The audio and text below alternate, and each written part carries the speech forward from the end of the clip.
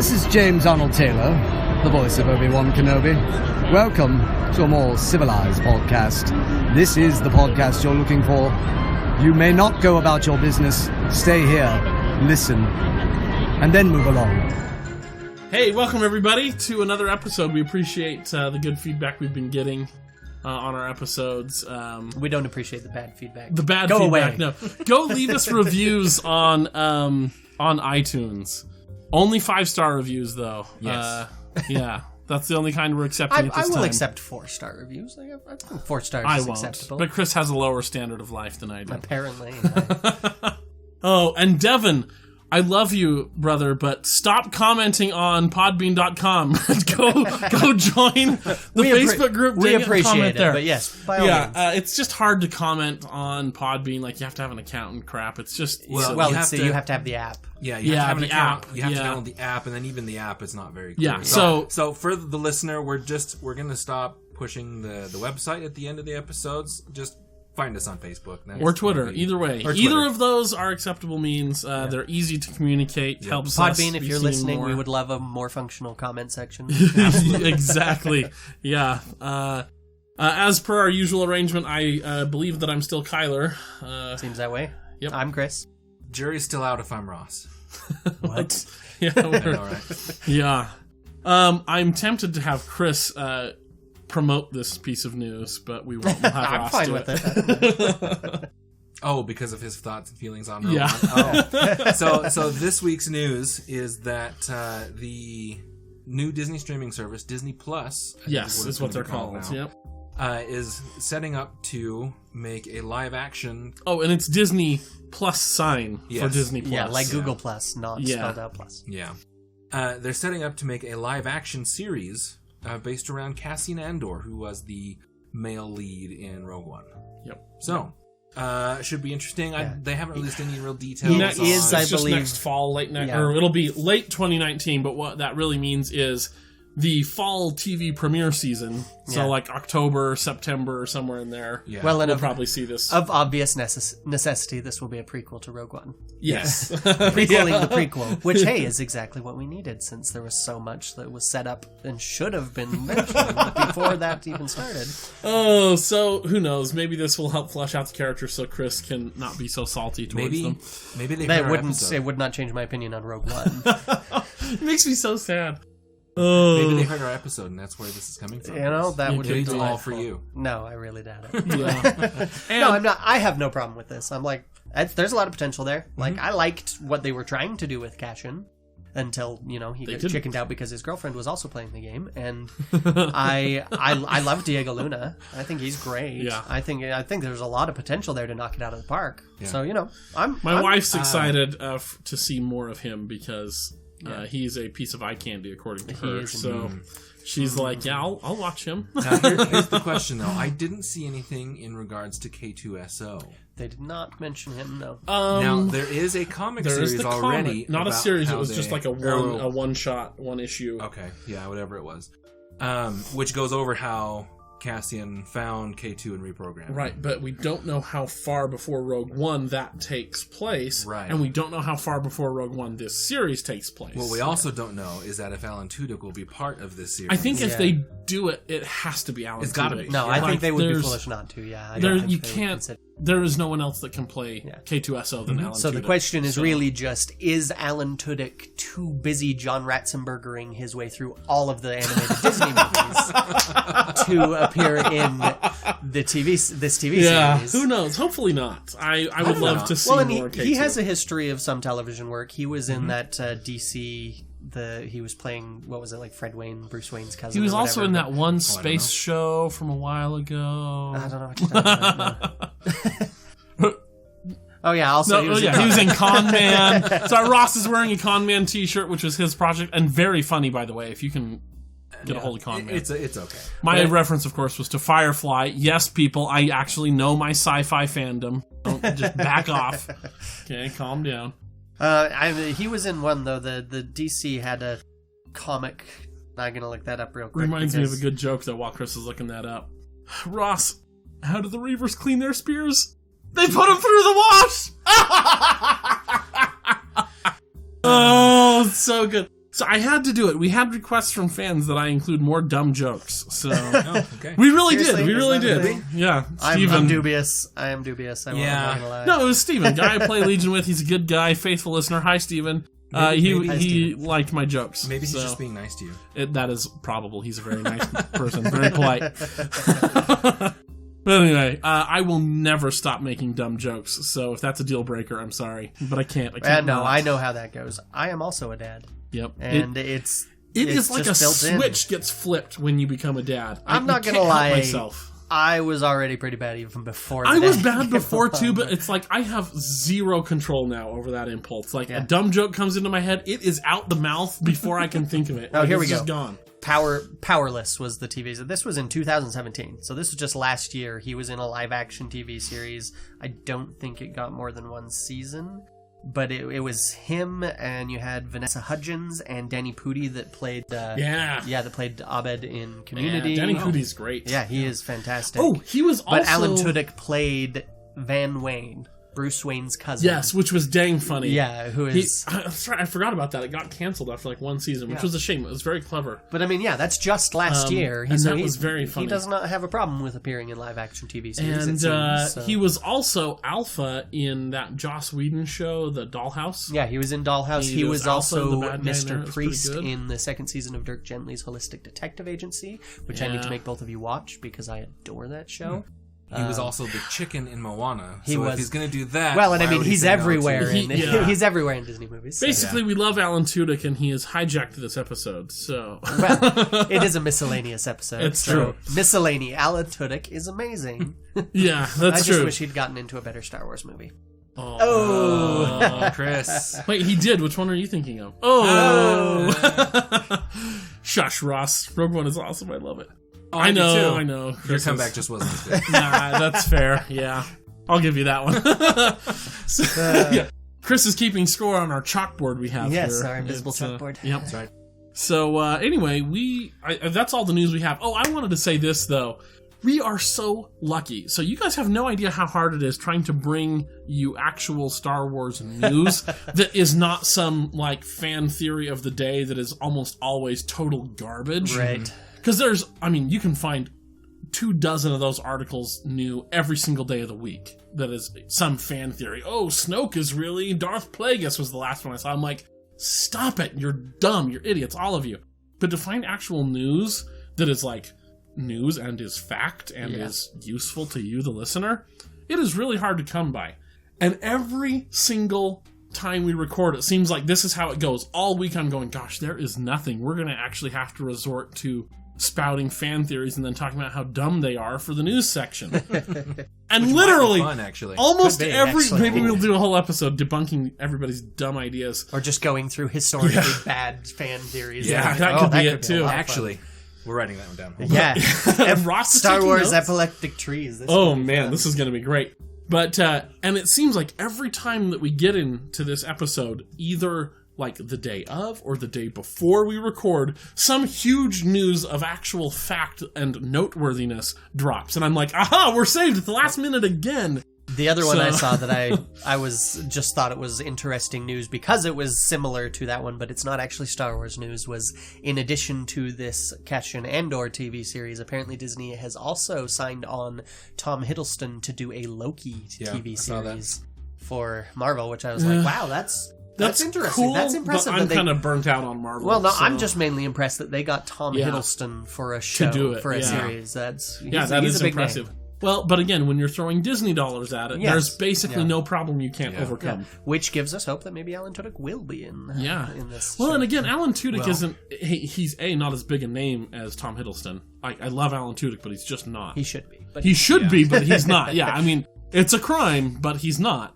So the pile of Disney money doesn't have to be as big for that. But like you said, the biggest problem will just be scheduling because he is in every dang thing. Yeah. Well, especially So- everything Disney makes. Like, Yeah. whatever. But who knows? For all Maybe Disney will be like, Alan, we love you, but we want you here in Well, and this I mean, TV Disney show. is making this, so Yeah. Yeah. So Yeah, with him being already kind of being in bed with them, I Could don't see be. any reason why he wouldn't. Yeah. So And as far as characters from that show goes, if you were going to focus on two for a series, those two would be my pick. So cool. Oh boy. I think that's it, right, for the news. Anybody have any random weirdness left? Okay. Well, I mean, Chris is full of random weirdness, but pertaining to this episode, I think we're done. Yeah. That's the fun of having Chris, an author, here. He is brimming with weirdness, but we have to wait till he writes them down.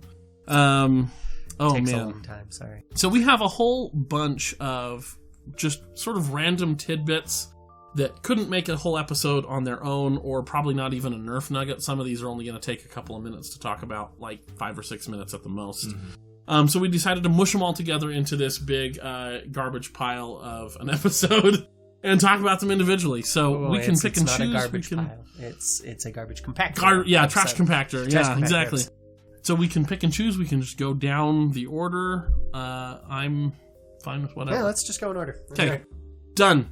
So this is a pretty early one. We've had this on the books for a while now. Ross, and this is like months ago. And we mentioned it in one episode. We mentioned it, but like this is, I'm talking, this goes back to before the podcast even aired, and I think we only mentioned it in like the prequel episode, like episode 2 or something like that. Yeah, I think so. So I mean, but like way back to the beginning of the podcast, this goes back. The question is, Ross, I mean, this was your question. Do you want to read it out for us? So I've always had problem with how the entire galaxy, a galaxy far, far away, far more advanced than ours, forgets that there are Jedi. So, to kind of set the scene and to give all things their due, there does seem to be some sort of failure in communication of just general news.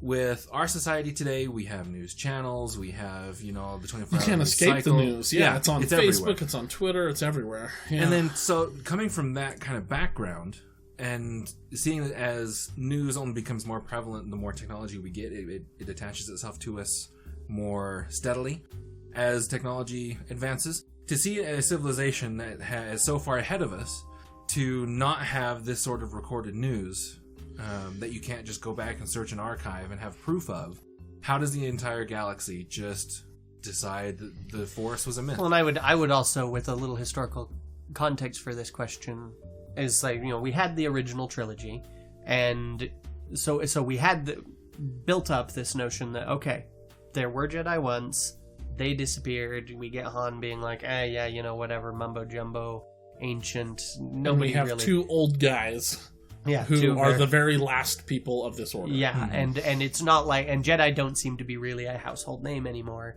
And then we get the prequels, and there were a lot of people, though, especially as you got towards that last prequel, where people were going, so wait, it's been 17 years since the Jedi Order fell? Like, in our heads, understandably, from what we had from the prequels and the extended universe, it always felt like that happened a long time ago. Yeah. A longer time ago.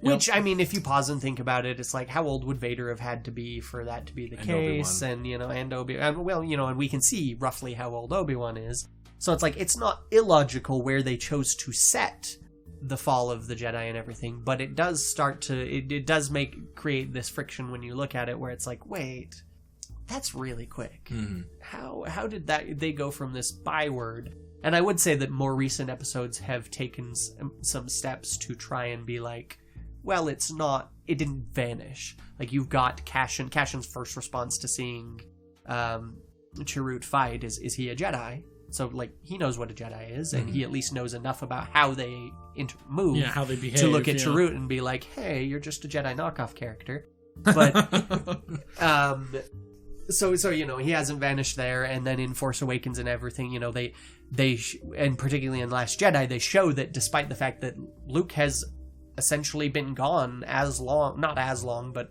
for a decent amount of time, like, he's been gone a good 10, 15 years at that point, right? Well, I forget what the exact timing is. Between which ones? Between the backstory we have is that Luke did start training Jedi, right? And Ben lost his shiz and killed all of them or took them to be Knights of Ren, and then Luke vanished shortly thereafter and has been gone. Well, if we look at Kylo Ren, well, I guess he's not Kylo Ren. If we look at Ben Adam Driver, Solo, well, and Adam Driver, he's in the 30s. flashbacks, he looks like he's in, I would say, probably the first half of his teenage years. Yeah, like 13, 14, he's definitely 15, not any younger somewhere than that. in there, right.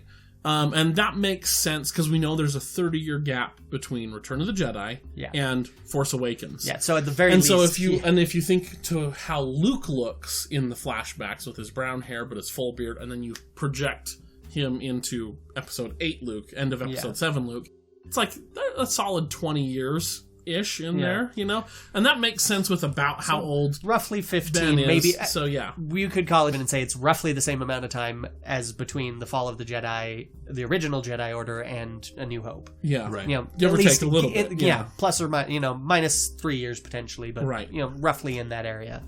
And yet in Last Jedi, people talk about Luke Skywalker. You've got the myth of Luke Skywalker, you've got kids playing with her, like, it's a big deal still. And Luke's Jedi Academy never reached the prominence that the original Jedi Order have. So they're definitely playing a lot more on the people still remember this, tell stories about this. This is still in the public memory. Now, of course, one big difference that we'll get into there is Luke just left. There wasn't an active campaign to eradicate him from memory. Except by Luke, apparently, for some reason. Not even Luke did. Luke just left. That was it. That's not a campaign to eradicate. This is what I would say. There is a real, like, actual Earth humanity reason, and then there's the in-lore galaxy far, far away reason. So when Episode 4, which was just known as Star Wars, was released in 1977, this is before Facebook and Twitter. This is before the 24-hour news cycle, even. Sure. This is back in the day when you tuned in from 5 to 6 p.m. local time to watch 1 hour of news, and that was it. And then you had your daily newspaper. Or your weekly newspaper, whatever. So information was not as widely spread in 1977 as it is in 2018. And so you have George Lucas in 1977, who, remember, George Lucas is a kid born in the 50s, grows up with even less news coverage and, accessibility to news and information than in 1977. And so he's looking at and this is true of anybody making a movie ever, is you can only extrapolate accurately into the future so much. Yeah. You know what I mean? So he's looking at them going, well, I know the world of 1977, and news spreads yay far, yay quickly. So in this universe, sure, it can spread a little further, a little faster, but it's going to be relatively contained. Because that's frankly all... I mean, who in 1977 could have predicted Twitter or Facebook? Mm-hmm. You know what I mean? There's no way to anticipate that kind of thing. And so there's the real world limitations of filmmaker George Lucas creating a fantasy world that is going to limit that fantasy world. And that's just how the cookie crumbles, as Anchorman Ron Burgundy would say. You get a similar thing with the holograms that people use for communication, where it's like, nowadays we look at that and we go... Why wouldn't a society so advanced have such a low-res, rely on such a low-res means of communication when, I can do video calling with people in Russia that has roughly the same fidelity as that for no expense right now. Yeah. And yet these people in this advanced society, they still have such, why does it look so bad, is basically the idea. And it's because, back then it was like, look, it's holograms, it's amazing. And nowadays it's like, I'm pretty sure we can make better holograms than that. Shut up, Chris. You don't know how it works traveling or setting up a holonet to transmit information literally faster than the speed of light and all laws of physics. And from one side of the galaxy to the other. Exactly. But once you can do that... Up the res, people. That's all I'm saying. But they have, as far as in canon goes, because the holograms in Empire Strikes Back of the Emperor talking to Vader is a lot less... grainy. It looks a lot worse than what Snoke does talking to... Hux and Kylo in That Force is Awakens. true. That's a good point. So they actually, I was impressed that they did actually progress. And during the Clone Wars, you'll get there, Chris, when you get to season 4, when they hit the Umbara arc, which is the best arc in the Clone Wars. The Umbarans project, the hologram projectors are literally cubes. It's imagine pixelated but 3D. And so it's all cubes when they're fitting Obi-Wan's face. It's all cubes and he's moving his mouth and it looks all goofy. It looks like a terribly crappy hologram projector. So there is progression. Well, and they've created that after the fact. Yeah. But if we were to make Star Wars from scratch and it had never been at this time, probably the holograms would look a lot more high fidelity. Now we get into the in-universe reason why there's no Jedi. And this is coming from me, who is a historian, so I'm going to be drawing on real Earth historical examples to make this case. You have Emperor Palpatine, whose only real opposition is the Jedi Order to what he wants to do with his life. The Jedi are the only people capable of putting their foot down and stopping him from doing his Emperor thing. And they are also, and have been for his entire life and for, 1,000 generations, been this rallying point of, let's stand up and do the right thing. Obi-Wan tells us that in episode 4, right? So, when Order 66 goes out and wipes out most of the Jedi, and completely destroys the Jedi Order as an organization, that's it. There's nobody left. The only problem now is stop people from reorganizing, from reordering, from re-rallying around that banner. If I can do that, then that's it. If I can stop them from rallying to the Jedi banner, it's it. It's easy peasy for the rest of my life. So he's got a vested interest in making sure people forget. And that's exactly what happened. The Empire seizes control in canon of the Holo News, the Holo Network, the HoloNet. So it's complete 100% government controlled. A dictatorship's ability to control media is crucial. Well, and it's amazing. No, it's like it's frightening how well they can do that. Exactly. And so what you have is the Empire saying, hey, since the Jedi were criminals, they're terrorists, they tried to destroy and decapitate the head of government, talking about them or supporting them is a bad idea. Punishable, since this is a bad idea on the level of treason, talking about them at all is going to land you in super hot water. Now, of course, we all know in Star Wars there are people who are idealistic enough to say, I will risk going to prison to do this. Mon Mothma, Leia, Bail Organa, the whole rebellion. But for your average Joe who's just trying to make enough money to send his kids to college and put food on the table, he's going, it's not worth being idealistic to cause this much trouble. So I will just play along. And when your kids are sent off to school in kindergarten, they're being taught by public education, indoctrinated, that there were no Jedi, or there were Jedi a long time ago, and they got killed because they were evil people who tried to get the Emperor. So you have, and we know this as well, like Luke Skywalker is that perfect. We know exactly when this happened and how old people are when Episode 4 happens. You have a new generation of people that literally were born and have grown up into adulthood that never knew what the Jedi were, that never saw them. Luke could even be several years older than he is and never have encountered a Jedi. Mm-hmm. Luke is 17, 18, right? He could even be 5, 6, 7 years older than he is and never have seen a Jedi in his life, right? Because, I mean, how much do you really remember from the time you were 2 or 3 or 4 or 5? You know what I mean? Like, it's usually about that age. The reference I like to use is Fall of the Berlin Wall, right? We were 6 years old when that happened. Yeah. And like, I vaguely remember Cold War, like a bit of the Cold War stuff. But that has not been a thing for most of my life, right? Exactly. It's faded away. Yeah. I mean, there's been resurgences, but... Yeah, but it's your not example like it was. of the fall of the Berlin Wall, though, which is a hugely momentous historical event, even though all three of us were alive for that, I think we're all kind of on the same page as Chris going, like, for me in particular, like, I remember my parents talking about it like that it was a thing that happened, but I had no idea what they were talking about, what the context was. I don't remember the earliest, like, political thing, if you want to throw some air quotes around that I remember seeing was the Gulf War in 1991, and seeing images on TV, the green, like, night vision of, missiles hitting. That's that's like the earliest, like, political memory I have. And I was 6 or something like that. I was still a little kid, and even then I had no clue what was going on, had no context.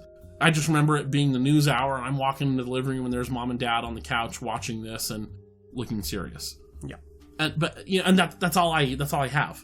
Even though the Gulf War is a huge deal. I mean, it was a big deal in the 90s, and talking about Kosovo and all that stuff. I remember hearing these words, but I had no context for what they were, so they didn't really become a part of my life. until now as I'm an adult going, wow, geez, no. Oh, I do remember that. Oh, that's kind of cool that I remember that historical thing. But so you're going to have a whole generation that were born after the Jedi were collapsed. Mm-hmm. So they're going to grow up with this for their entire life, they've heard two things. The Jedi were evil, that's why they got destroyed. And we don't talk about them anymore. And that's how you get people like Han Solo, who, he's a little older than Luke, but he grew up, as we now know, from the Solo movie, in the absolute worst slums in Corellia. So he's not exactly seeing Jedi fighting for justice, even as a kid. And by the time he escapes, they're already dead and gone. The Empire is a thing by the time he escapes Corellia. Right. The Jedi are gone. So he, of course, is going, I've never seen you guys. I've only heard bits and pieces and rumors, and I've never seen anything in this galaxy that would make me think otherwise. And for those that are born or very, very young at the birth of the Empire, I understand that. But it's those two generations above them in human years, which there can be alien races that are around for much. Well, how do they all forget? Also, hold on. I realize that my next point is, again, from the perspective of 2018 and the internet being as prevalent as it is, and it wasn't even with the prequels as much. But remember, the internet doesn't forget. And to have the galaxy would assume would have something similar. I don't think we have anything in canon that says. But where are the tinfoil hatters that say, Order 66 was an inside job? Those people joined the rebellion or Saw's partisans. That's where they are. That's the thing. Where are they? We haven't seen them yet. I mean, presumably someone could make them in a book, write them in a book, or show them in a movie somewhere. The fact that they haven't been seen doesn't mean they're not. No, but they're literally Saw's partisans. Saw Gerrera's partisans are the tinfoil hatters of the galaxy. Saw's whole thing, which starts in the Clone Wars and then more in Rebels, and then he dies rather pointlessly in Rogue One. He is the thing saying the Empire is building something. His whole mission, we of course know what it is because we've seen Episode 4.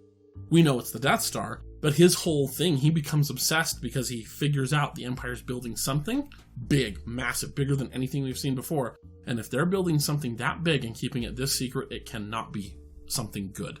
So I'm going to go find out what it is. And everybody's like, whoa, calm down. They're probably just building a lot more Star Destroyers because this is the Empire and that's what they do.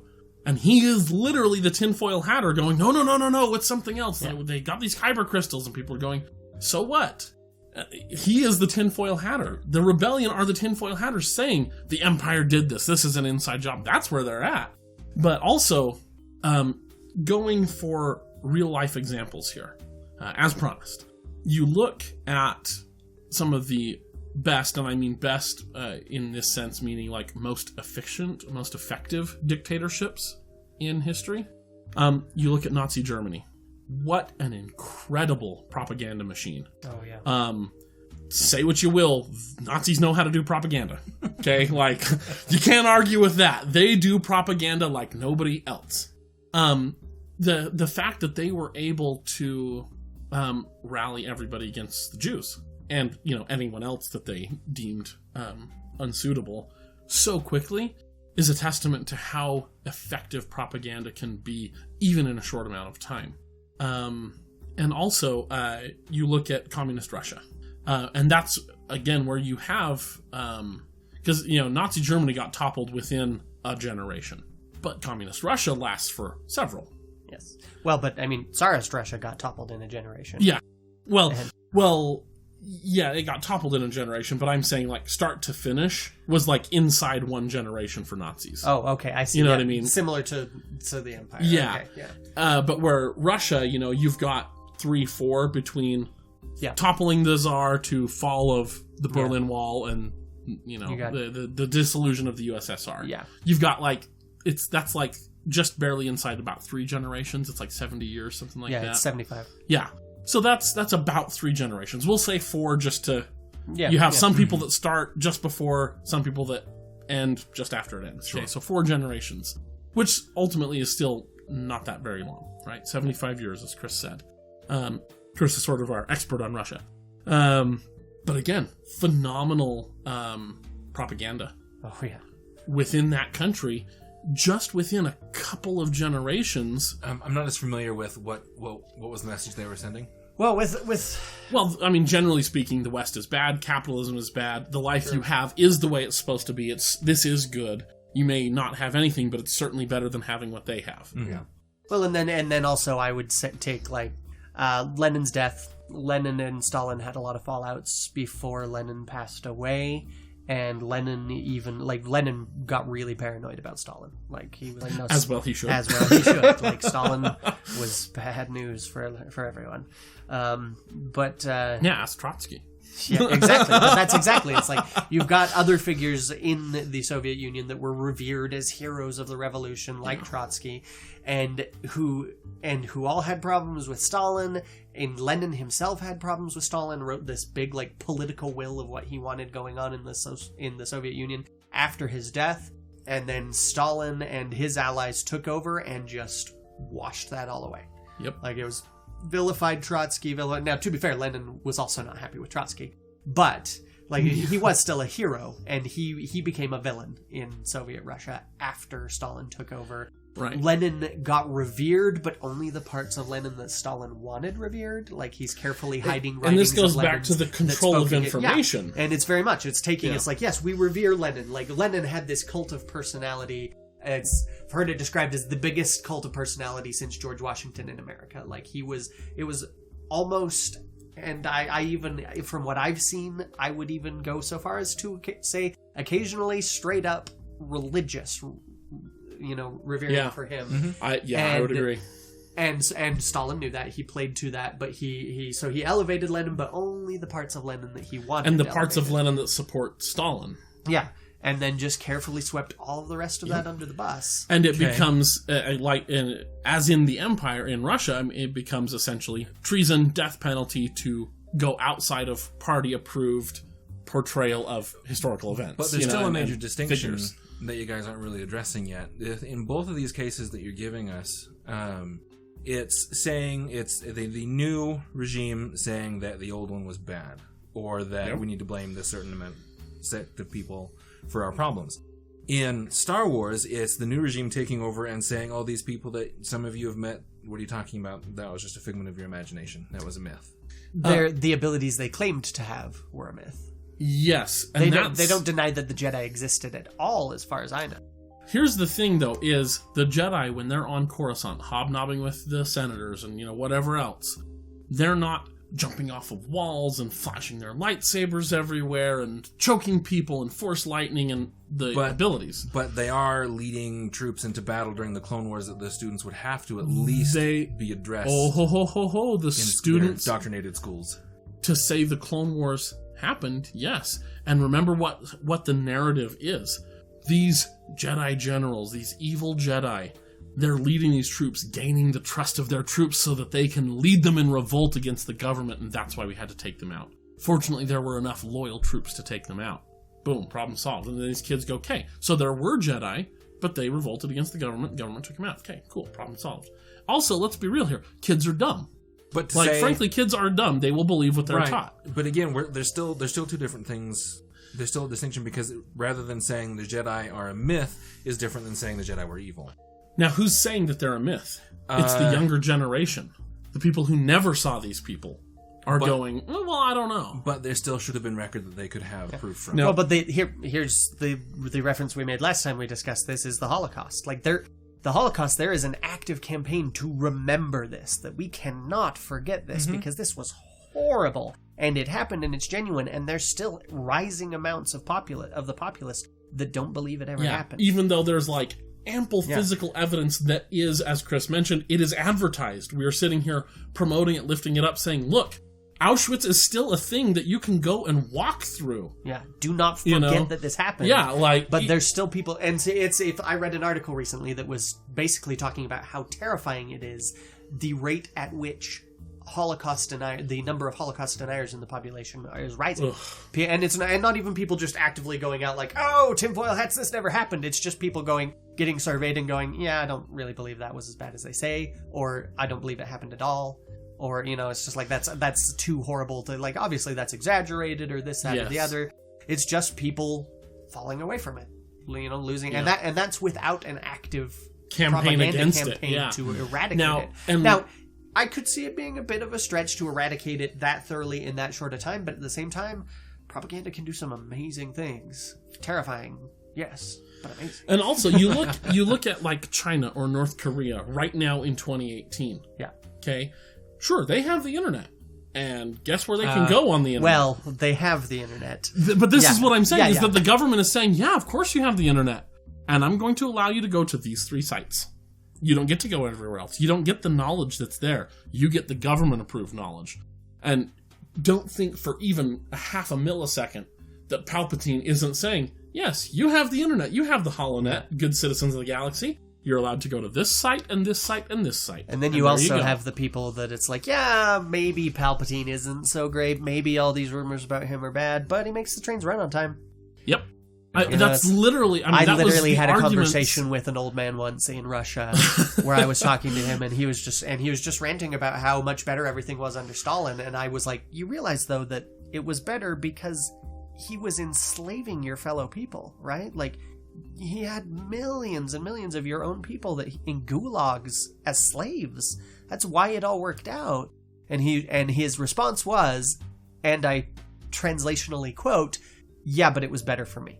And remember the problems of the Old Republic, right? That the entire government is fully corrupt, basically, except for like a literally count on the fingers on your hands, and you might have a couple left over, pure senators like Bail Organa, right? And everybody else is fully corrupt.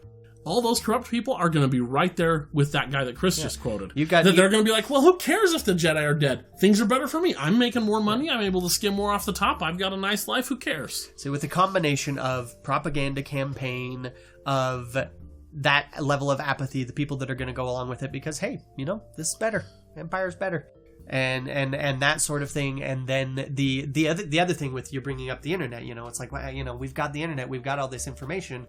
Yeah, 20 years ago, that's how the internet looked. It's like, yeah, it's just everybody's going to be able to know everything. It's going to be amazing. But the problem with that is everybody's going to have every bit of data ever produced, not just the accurate information, We are glutted with so much inaccurate information, and it's massively difficult to distinguish which is which sometimes.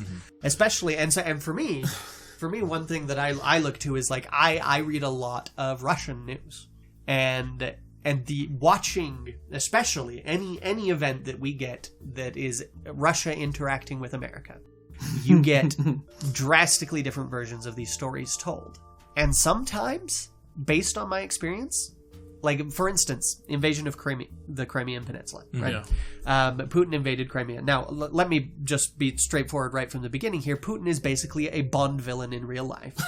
Yeah. Putin is... Chris, he's gonna wipe us all out. Yeah. I don't think he'd be insulted by that, frankly, but... Putin's got his issues. And I do not think him invading the Crimea was at all a good thing. However... The part of that entire episode that I usually highlight as the different perspectives of different sides is he invaded Crimea, and then he said, oh, it's okay, we're going to have an election to see if we're going to put it to a vote to see if people in Crimea want to join Russia, or if they want to remain part of Ukraine. And that vote was overwhelmingly in favor of joining Russia, which everybody over here points to as, this is just Putin rigging the system. I get why people say that. However, the thing with Eastern Ukraine is, like, Ukraine in general, from what I know, and my knowledge, I have not been to Ukraine. I have spoken to a lot of people who have been there and or who were born and raised there. Ukraine is more or less two countries. Like, the further west you go, the more people are like, no, we are Ukraine, not the Ukraine. That is, we do not like being called the Ukraine. We are a nation, and our name is Ukraine. And we are not some place, like the Serengeti or something that is independent of any nationality. That is our nationality. We are Ukraine. We are Ukrainian. We speak Ukrainian. We do not like Russia. Like, Russia controls a lot of nations, the former Soviet bloc nations there. They do, and the former Soviet Union nations do not like Russia. With some valid complaints, absolutely. And that's Western Ukraine. You're going to find that in spades. But the further east you go, the more those, you go up to Ukrainian in Western Ukraine, and odds are pretty good they're going to go, I don't like Russia, if you ask them what they think of Russia. Or, it's like, what do you say about that? The further east you get into Ukraine, the more the odds are better and better and better the further east you get that you ask them what they think of Russia, and they'd be like, I'm Russian. And then it's like, well, you're Ukrainian. It's like, yeah, that's the same thing. That's kind of how the demographics of Ukraine spread, to my knowledge. Now, Crimean Peninsula is eastern Ukraine. So, and there's a lot of people in eastern Ukraine who favor joining Russia. So, now, am I saying that Putin did not rig that election? No. However, I'm saying that those results are not implausible from an unrigged election in Crimea. And Putin may be knowledgeable enough to know he doesn't need to rig an election there. And so, now that's a very little thing that I'm highlighting here, but it's just that difference of accurate information. Ask anyone in America, and they're going to go, it's obvious that he rigged that election. We're going to point to that. It's very clear. We don't need evidence that he did it because we all know how he operates. And it's all very valid from an American's like, I'm not even saying people are jumping too far to conclusions. It's a very easy connection to make. But from what I do know of the area, it may be a specious jump to a conclusion. It may not be accurate. And it's one of those things where it's like you get so much glut of information that even things that you think are just foundationally obvious, maybe not accurate. And so if you get a HoloNet like that, I can only assume that their HoloNet would be a lot like our internet, where it's just, here is a flood of claims. Who knows what's true? Well, that's our internet would be like theirs and be like that under the Old Republic. Now you have the Empire who does know what was true and what wasn't, and going, oh, well, we can't, delete that Wikipedia page. That's true. We don't want that getting out. That is gone. Or even, don't delete that Wikipedia page. Or flag this as controversial claims of crazy people who want to... Yeah, exactly. I mean, before Edward Snowden came along, any claims that the NSA was spying on all of us would have been just kind of hand-waved as like, yeah. Like, I'm sure they're doing a little bit, but it's like then Edward Snowden comes along and it's like, no, it's massively extensive, guys. And all of a sudden, the tinfoil hat wearers were more or less right on that one. So but up until that point, nobody just there's so many examples just in the last century in real Earth history of how effective propaganda can be at swaying people's minds and changing opinions. To me, there is not any implausibility in the Emperor having 17 years of completely free reign, no restrictions whatsoever, to manipulate the system the way he wants. So I would say you can easily get there. Where are the tin hat wearers? We're not seeing a lot of them, but there's also the other side of that is there are people exactly like you in Star Wars going, how are you all forgetting this? Yeah. Like, am I crazy? And those people are the ones that join the rebellion. And a lot of them do, and a lot of them or get killed. Or they get shipped off to the gulags, or they get, who knows? Oh, and this is the other thing, too, is you have to look at the geography of Star Wars, right? This is going to be fun. I'm so excited to get into this. Right, where do we see these complaints about there were no Jedi, you silly buffoons? Right? We see it on Tatooine. The farthest point from the bright center of the galaxy, as Luke would put it, right? This is the Outer Rim. The Jedi during the Old Republic didn't really get out to the Outer Rim all that much. Occasionally you would have one or two Jedi sent out there for some sort of secret mission, you gotta go recover this or stop this crime lord or whatever. Anakin's mom tells us in episode 1, the Republic doesn't exist out here. The Jedi were peacekeepers of the Republic. Their primary focus is keeping peace in the core, where the most people are. The core also happens to be Palpatine's, where his tightest grip is in controlling the news. So you have people on the very fringes of society, after 20 years of hard propaganda against the Jedi Order, going, I'm a farm boy from Tatooine, I've literally never seen a Jedi in my life. And I don't, not only that, but I cannot find anyone who claims to have. Who knows? Yeah, exactly. And honestly, like Tatooine, for example, there's, frankly, not a lot of Jedi out there. You could, even in the height of the Republic, you could have a person born, live their life, and die never seeing a Jedi. Yeah. I mean, there's that one guy in the city, that crazy drunk Toydarian, that claims that a Jedi ripped him off and bamboozled him and out he's of just a a sleigh. sore loser because he lost his bet. Exactly. That's exactly the kind of thing that would be said. Now, in the core, yeah, you are going to have a lot more people who saw Jedi, who knew that, yeah, these Jedi do have really magic powers. Maybe they are like the Bail Organons who go, no, I know. I had Jedi over for lunch regularly. I know that they're good people. But those are the same people who, by and large, again, unless you're one of those handful of really pure, good, innocent senators, who are going, the Jedi previously were a rung on the ladder to political success. Now they are not. Great. Yeah. Who cares? And again, this is where Palpatine's control is the greatest. The people who had the most interaction with Jedi are also the most under Palpatine's heel. I could also compare it to religion in the Soviet Union. Like, religion was not outlawed in the Soviet Union. The Russian Orthodox Church made a lot of adjustments in order to survive as a entity within the Soviet Union, to the point where they were not teaching their old doctrine by and large. And over time, even though there was no like explicit you cannot be religious that's outlawed, it definitely fell highly out of favor. You know, it was not something most people talked about openly, because and people were, anything that was not the approved state religion, which was the version of the Russian Orthodox Church that still lived, that could get prosecuted. Mm-hmm. I knew a guy who he typed up copies of the Bible in a hidden room down a dry well. Oh, wow. Which they would disseminate. Yeah, this guy's amazing. I loved him. That's pretty cool. Yeah. And so, but it's like he did get arrested for that. And he got tossed in jail for that, which is why he liked us. He loved Americans, because he ended up only spending like 2 or 3 years in jail, and then he got kicked out because the prison was overcrowded and they needed to make room for American spies that they'd got. And so he was like, I love the Americans. They got me out of prison. But yeah, it fell out of favor. You know, before that, up until the Soviet Union came along, if you were Russian, you were Russian Orthodox. It's a huge part of the culture, and still is even. It never quite went away. Trying to get Russians to move away from something they believe is like the near impossible. Well, the Christian church did not manage it. Russians just sort of took their pagan beliefs and merged them with their Christian beliefs on a scale like you would not. That's true. Like not like you see in the rest. Well, all of Europe did it, but not like the Russians did. Yeah. Like all of Europe kept separate, beliefs here and there. Russians just sort of went, cool, I'll add that to what I've got. And it's I want to talk to you after this. Yeah, episode. We'll have to. That'll be anyway, fun.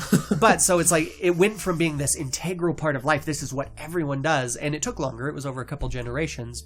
But again, this was with Russians. Russians are stubborn. It went from being that to, no, we all distance ourselves from that.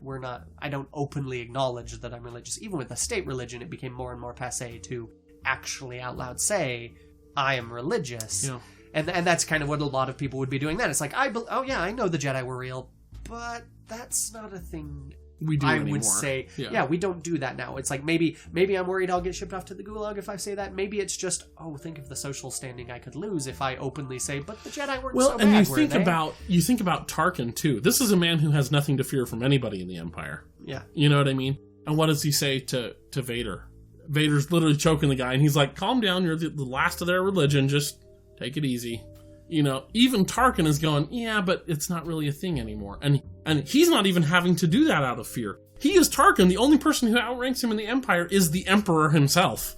You know what I mean? He's got nothing to fear from anybody. No reprisals, no nothing. And even he's going, yeah, it's the Jedi, so what? They're a thing of the past. You're all that's left of their ancient religion, my old friend.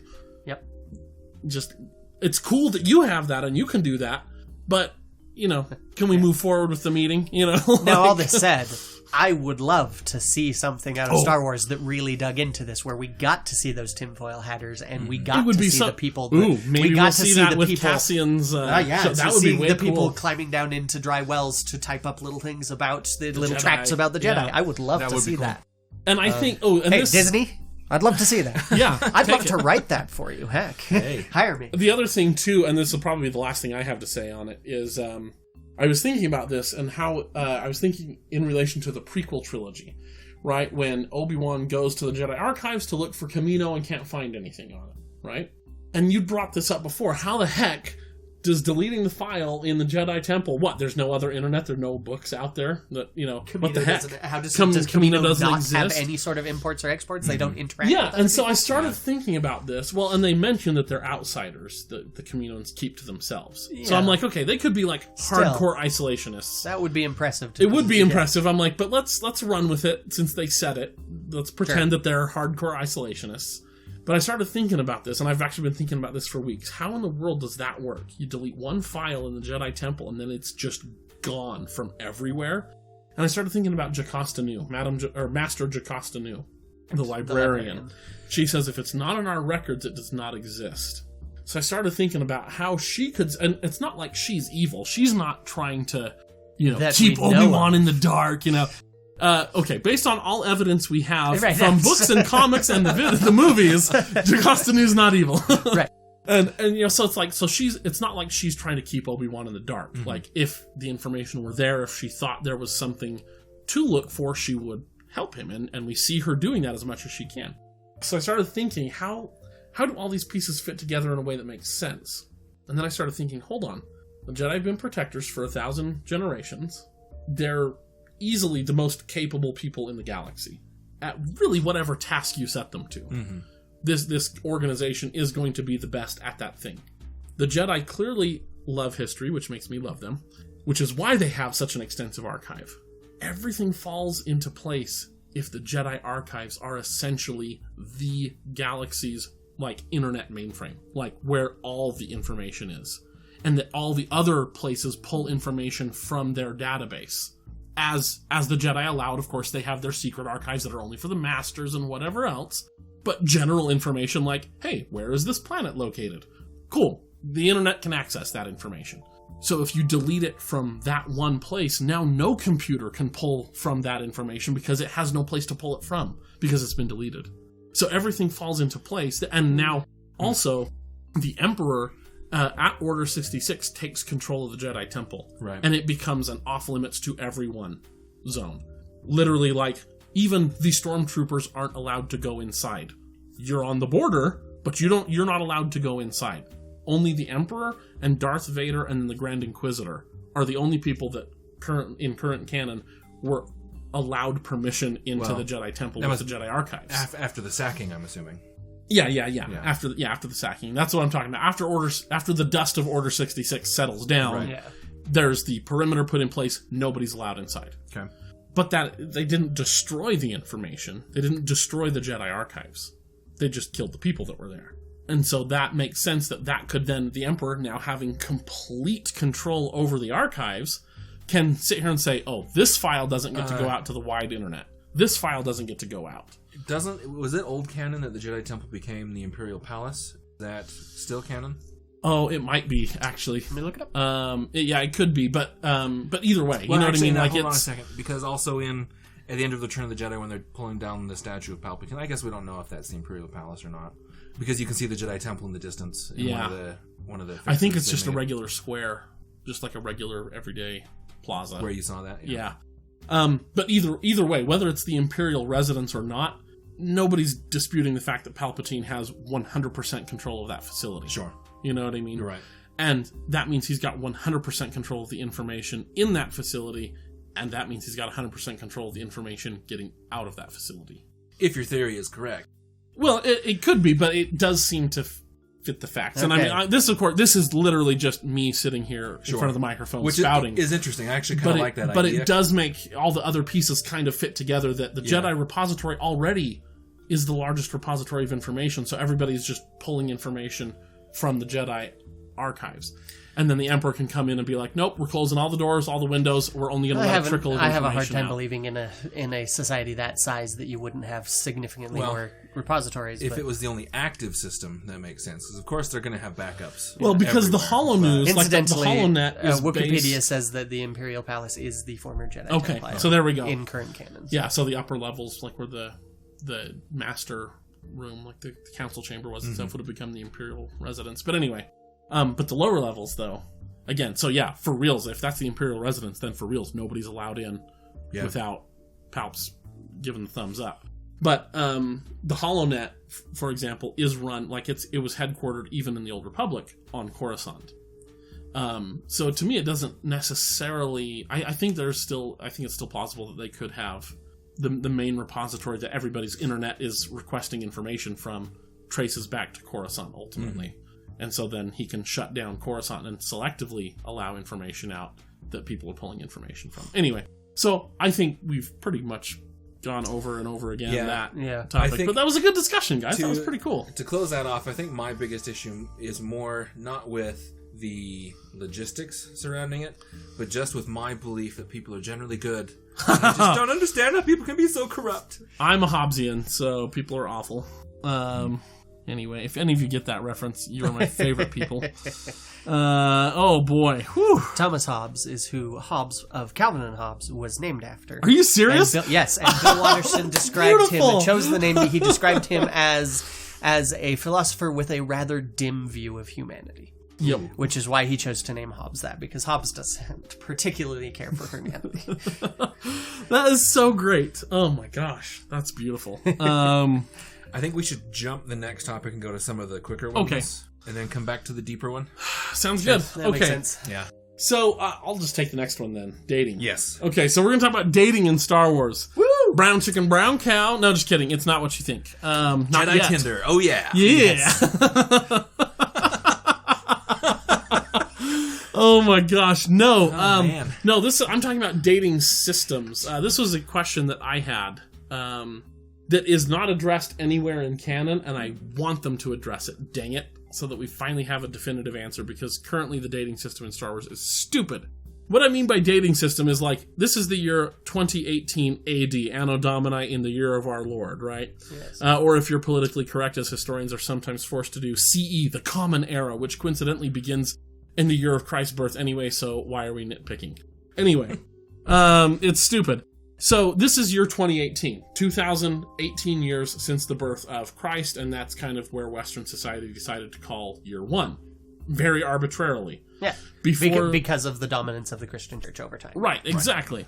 So I got to thinking, the only dating system we have in Star Wars comes from the old expanded universe, where people like me said, we must have a date, we must know what year it is, which I fully agree with, and then they proceeded to pick the dumbest thing possible to start the year with. In Star Wars, currently, years are marked ABY, or BBY and ABY. Before Battle of Yavin, after Battle of Yavin. So now, my response when Kyler first brought this up was to go, no, that kind of makes sense. What he said was before, he's like, so it's from the, the destruction of the Death Star. And I was like, well, that makes sense, though. I mean, after the second Death Star was destroyed, that's the fall of the Empire. That's basically when the New Republic was founded. And he quickly corrected me and said, no, not the Battle of Endor, where the Battle of Yavin at the end of Episode 4, where the first Death Star was destroyed. And I went, oh. Yeah. So here's why this is a terrible, terrible dating system. As we assumed from Episode 4, and as was confirmed in Rogue One, officially the Death Star didn't exist. It's not a thing. It's not on the paperwork. The Senate doesn't know about this. Jedha was destroyed by a mining accident. The Death Star is not a thing that exists officially. And of course, Alderaan has... I was going to say, what happened with Alderaan? Yeah. Well, but that was the whole point. Potentially, the Death Star eventually got out. We do know that that's what destroyed Alderaan, but still... Right. Between Alderaan and Battle of Yavin, that's days? Yeah. Not even. It's hours? Probably less than 24 hours. Yeah. So, and of course Tarkin is thinking, well, who cares? We have the Death Star. We can nuke planets whenever we would like. Yeah.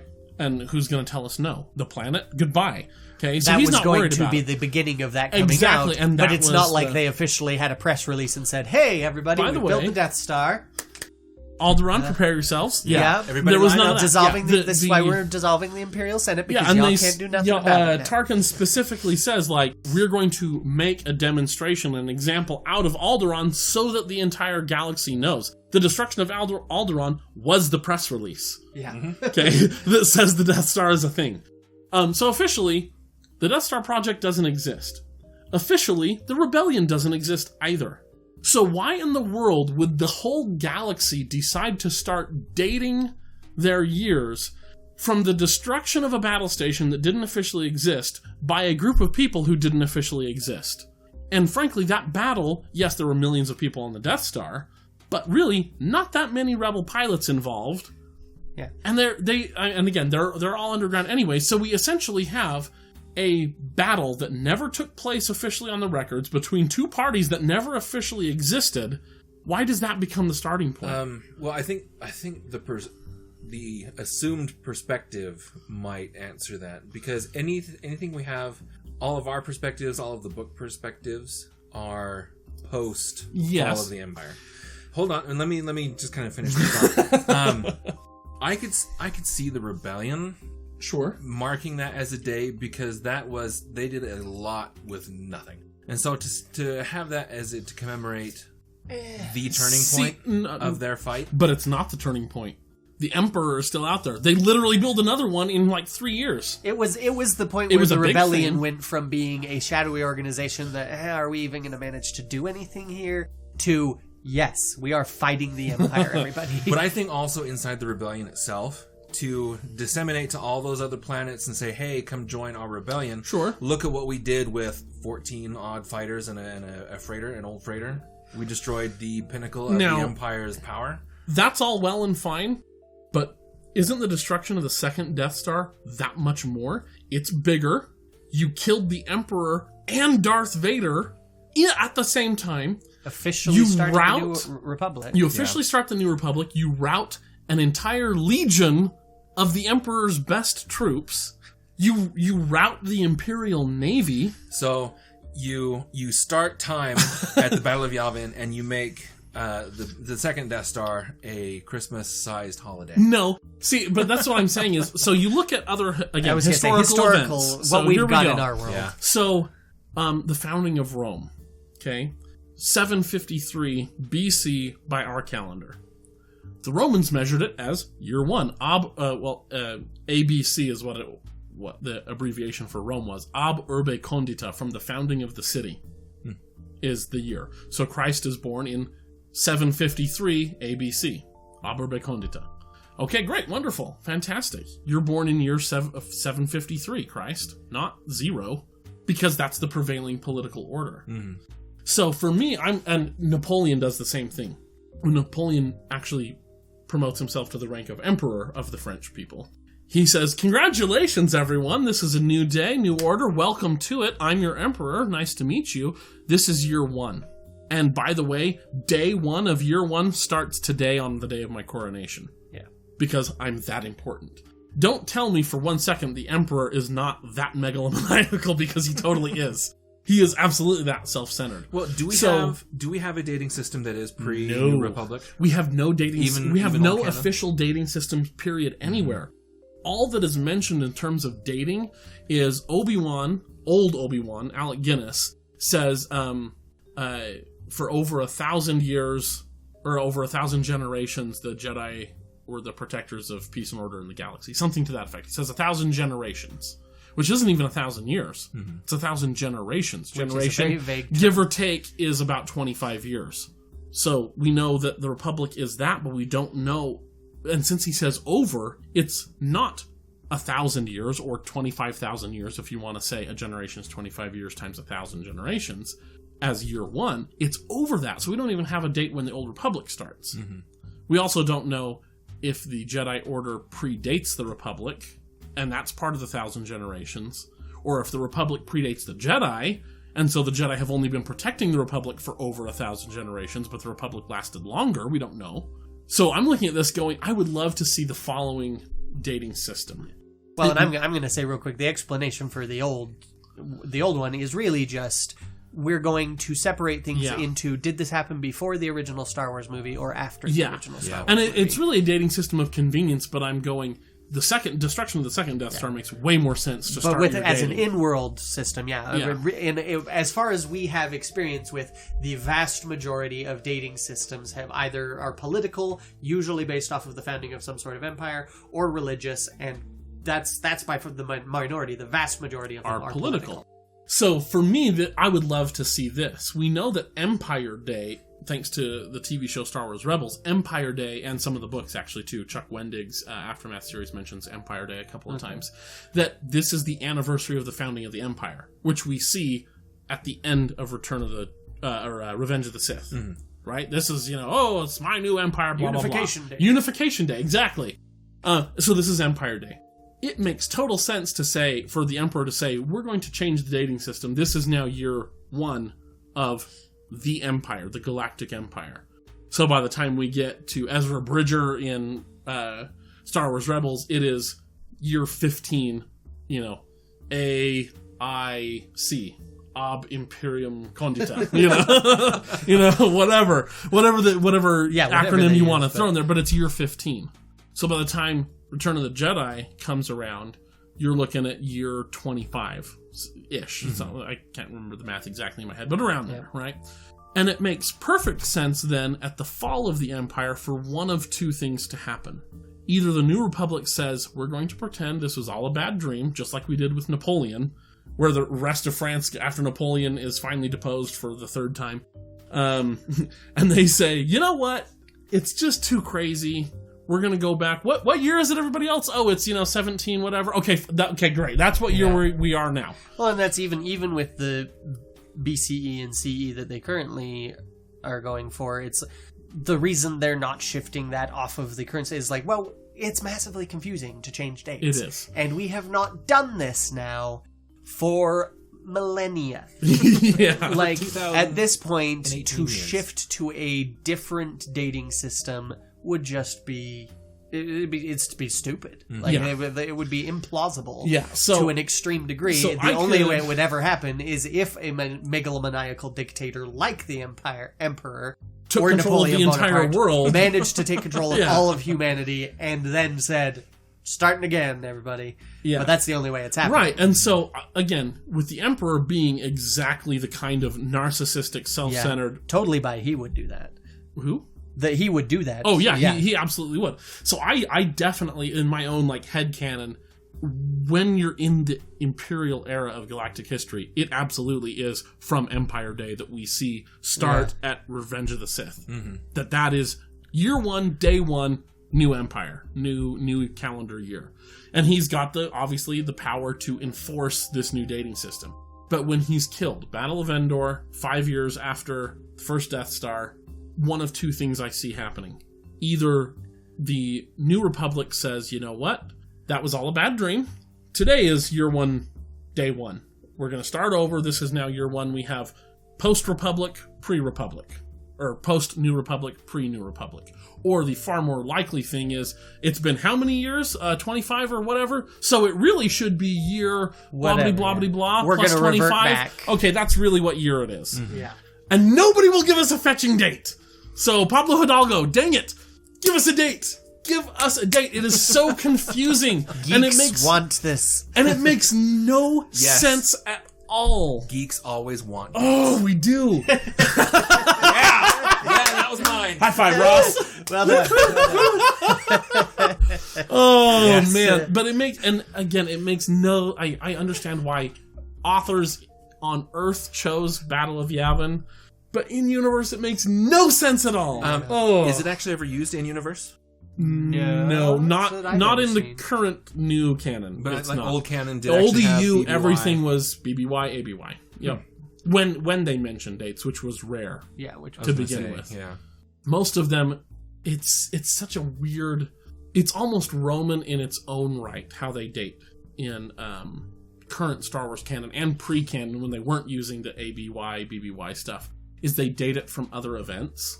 So it's like, oh, it's been 30 years since Return of the Jedi and the destruction of the thing. Yep. Okay, great. Well, how, but what year is it? Oh, well, that was 5 years before the first Death Star was destroyed. Well, what year was that? Well, that was 17 years since the end of the Clone Wars. Well, when did that start? Well, 3 years before is when they started. Yeah. That's the year. Oh my gosh, it drives me crazy. And the Romans would do that too. They would date. I mean, you always, of course, had from the founding of the city, but it could be like, oh, this was the 11th month of the consulship of Ross and Chris. Cool. When was that? Well, it was the consulship that followed the consulship of Chris and Kyler. Oh, okay. Well, that clears things up. It was 4 years after that. Yeah, or they would be like, well, it's been, what year is it? Well, it's 7 years since the Romans sacked Jerusalem. Oh, okay. That doesn't help me at all, So there's a lot of that going on, and that's currently in canon, that's how they're dating things. It That has been so that many was the years Russian since method of this. giving directions when we'd ask where to Oh, go. yeah. It's like, well, not just Russian, that's everywhere. Yeah. But yeah, ton of people. It's just like, where is this? Oh, it's right across the street from the 7-Eleven. Well, where's that? Oh, it's just around the corner and down 2 blocks from the library. Okay. Where's the library? Yeah, so that is a gripe that I have long had. Even since I was a teenager, I'm like, this makes no sense. Just give me an actual year that this is, okay? Also, I want to see Jedi Tinder. Yeah, Jedi Tinder. Oh my gosh. This is going to be terrible to say, but we started talking about the dating here in this episode, and all of a sudden I had this vision of Jedi Master Shakti and what that profile would look like. It would be so hot. I'm not gonna lie. She would be on She's the beach. beautiful. A glass of something, you know. At least one Except for bikini the pic. fact that You swiping right on that, Ross? Jedi couldn't have relationships. Yeah. So back it up there. No. They can't have relationships, so it's just totally no strings attached, you know? Theoretically.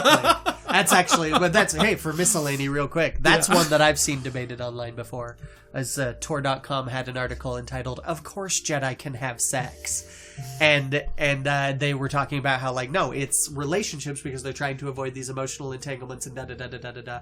And, you know, and I read all this and I was like, yeah, because, you know, one night stands and just open, unattached sex never lead to emotional entanglements at all. Yeah. Like, it's Man, like, I got a bad mate.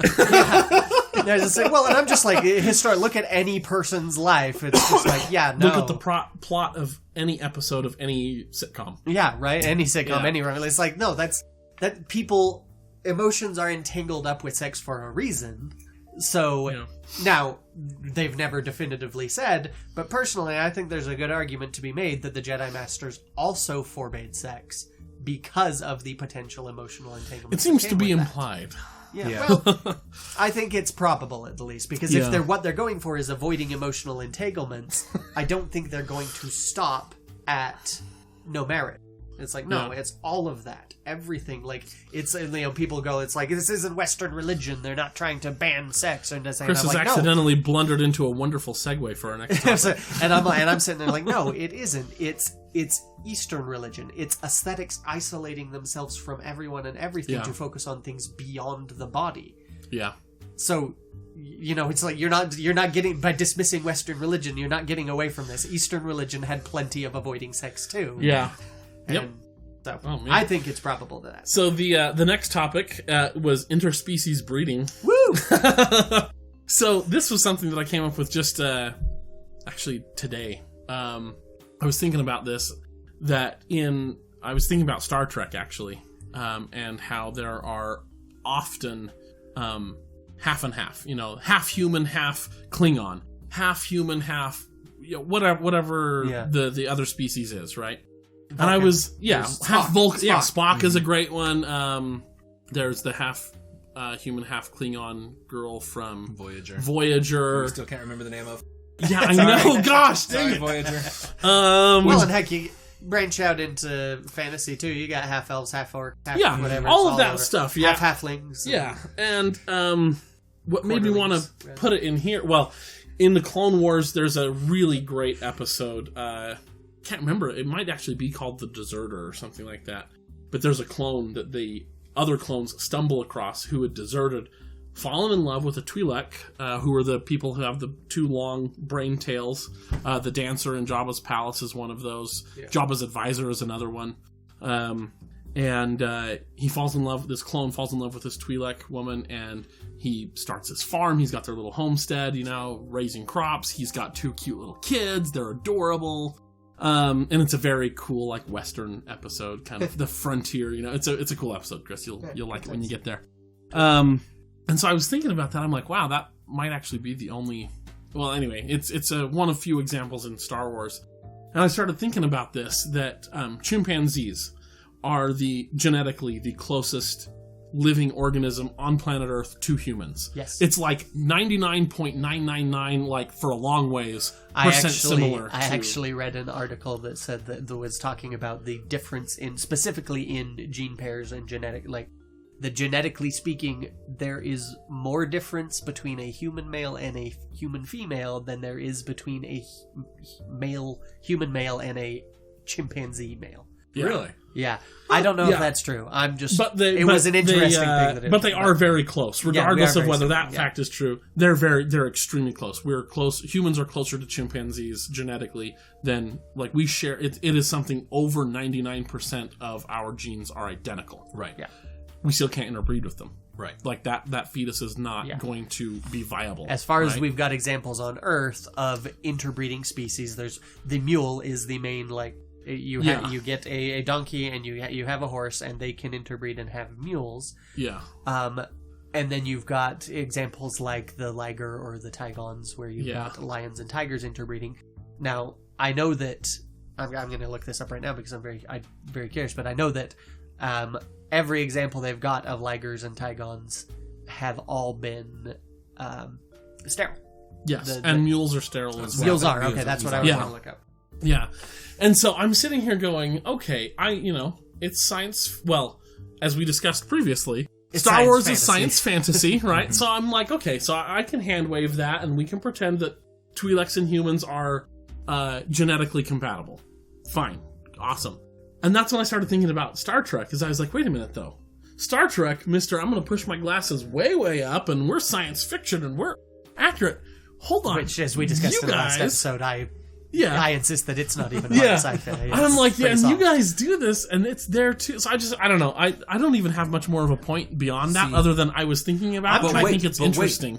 Do those half-breeds that we see, do they ever have kids in these fantasy universes? Well, they were little children who hadn't hit puberty yet, so Well, but we like, don't what know about- for sure. What about the... I think she does in the half Klingon in Voyager. I think by the end of Voyager she has a kid. I could look be that wrong. Find Yeah, her name hold on. too while you're at it. Yeah, might as well. So I'm trying to think of. been I'm going for weeks. Just racking my brain to see if I can think of any other examples in Star Wars of Now, in interspecies other breeding. fantasy, Yeah, fantasy. we it's do. left Half and elves right. are having kids left and right. Yeah, Orcs you've got quarter are elves having and everything elves with everything. halflings and quarterlings. and In Star eightlings Wars, I don't know. There's the two Twi'lek human kids, clone human kids, Yeah, which that is too. even more impressive. Which makes me wonder if their Good job, kids will Kaminoans. also have a shorter lifespan because the clones do. They age faster. Okay. The half-Klingon's name is... Well, her last name is Torres. Torres. B'Elanna Torres. Yeah, okay. There it is. Because it's B apostrophe E L-A-N-N-A. So Yeah, I because wasn't it's quite Klingon. sure. We've got to throw an apostrophe in Sure. there. Yeah, because it's alien. She does have one daughter, Mariel Paris. Yes, I thought there was. Yeah. So I guess would that be the pilot then of Voyager? Yes. Now- yeah, okay. the Riker of Yeah. Voyager. Yeah. Yeah. Now I could see theoretically in a setting as medically advanced as Star Wars and or Star Trek that you could have you could have to the point of commonality that you go to you have a baby in the hospital and they go, oh, interspecies. Sure, okay, she's probably sterile. We'll just fix that real quick. And, I could see that being a thing. It doesn't excuse the interspecies, but they don't ever show that at Yeah, all. So by the that's way, speculation. We have gone way off the rails. We have not. This episode is exactly on track. But I mean, we're speculating on how interspecies creatures have children. This is Not even in Star Wars. This is how stories get written. Exactly. We're going to see a guys, Star Wars movie 10 years so from that's now but where that's this the thing problem with is the Star addressed. Wars example we've got. He's a deserter. They're on the run. Like there is no situation I can think. Like it's very unlikely Yeah, that that these they two go were to a able to stop high-tech somewhere and hospital. go, "Hey, Yeah. can you make it possible for us to have kids? Because we want to do that." It's like, no, probably not. So the idea that this human clone and this Twi'lek could potentially have viable children that don't just die horribly at a very young age because shouldn't have even been possible, or really, Yeah. nothing should have happened there. It's Yeah. interesting. That's improbable, but I don't know off the top of my head of any other. yeah, I'm half racking my brain and trying half. to think of anything, but. I can't think of any other than that one. I mean, and there very well could be, but I can't think of any off the top of my head. We need a biologist on the podcast. Yeah, now. we do. Well, no, what we need is for some uber nerd, even beyond our nerdiness, when it comes to chime Star in. Wars, to comment on Facebook and be like, oh, well, here is a list of all of the interspecies breeding incidents in Star Wars. Fine, I will bring it next episode. Oh, that reminds me. Speaking of corrections, Little known fact, actually, that's what the Rancor was trying to do.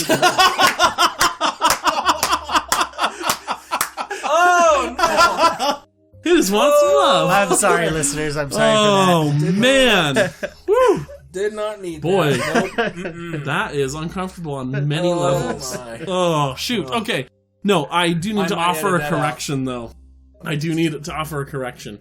I think it was last episode. The Star Trek episode was our last episode, right? Yes. Yeah. Yes. So during the Star Trek episode, I said one of my favorite lines and scenes or whatever was from Undiscovered Country, where Scotty tells Kirk, if something's important to you, you make the time. It's actually from Generations, Star Trek Generations, the first movie with the new crew and everything. Oh yeah, when he's out. Hey, there if we're chopping wood. providing Yeah. corrections, Yeah. I also said So- way back when we were talking about Casablanca that the amount of money that Rick required to get was people it? out of was the same as what Han got. It was not. It was 15,000 in Casablanca. It's 17 in episode 4. They do My offer bad. 15 later, though. Yeah. 2000 now. 15 Yeah, 15 when we later. arrive. So I think that's where Yeah. and it might not have even been 15 in Casablanca. I need to rewatch that one. Okay. I also have a correction, but I actually made it when I was editing the episode. Oh. so- But anyway, I went home. I did go home after our Star Trek episode and watch Undiscovered Country. And I kept waiting. I'm like, where is... I swear it was like right here. Oh, no, it must be later in the movie. And then the movie ends and I'm like, huh. So then I Googled where the quote was from. I'm like, oh, Generations. That's right. But it's the old crew dressed up like they are in Undiscovered Country. And it just threw me off. Right. Anyway. So there we go. Okay, what's Boy, next on our we little are- miscellaneous list? do we want to do the fun fact and end with the heavier topic? The deeper Yeah, dive? let's do that. I Okay. think. The fun fact. Yeah, your fun fact Oh, you have for us. Okay. Oh boy, guys, I am so excited for this. Okay, I just want both of you to. Okay, so I was reading the 40 short stories. It's the From a Certain Point of View is the name of the book, and it's 40 short stories set in the Star Wars universe. They did it last year, or printed it last year to commemorate the 40th anniversary of Star Wars.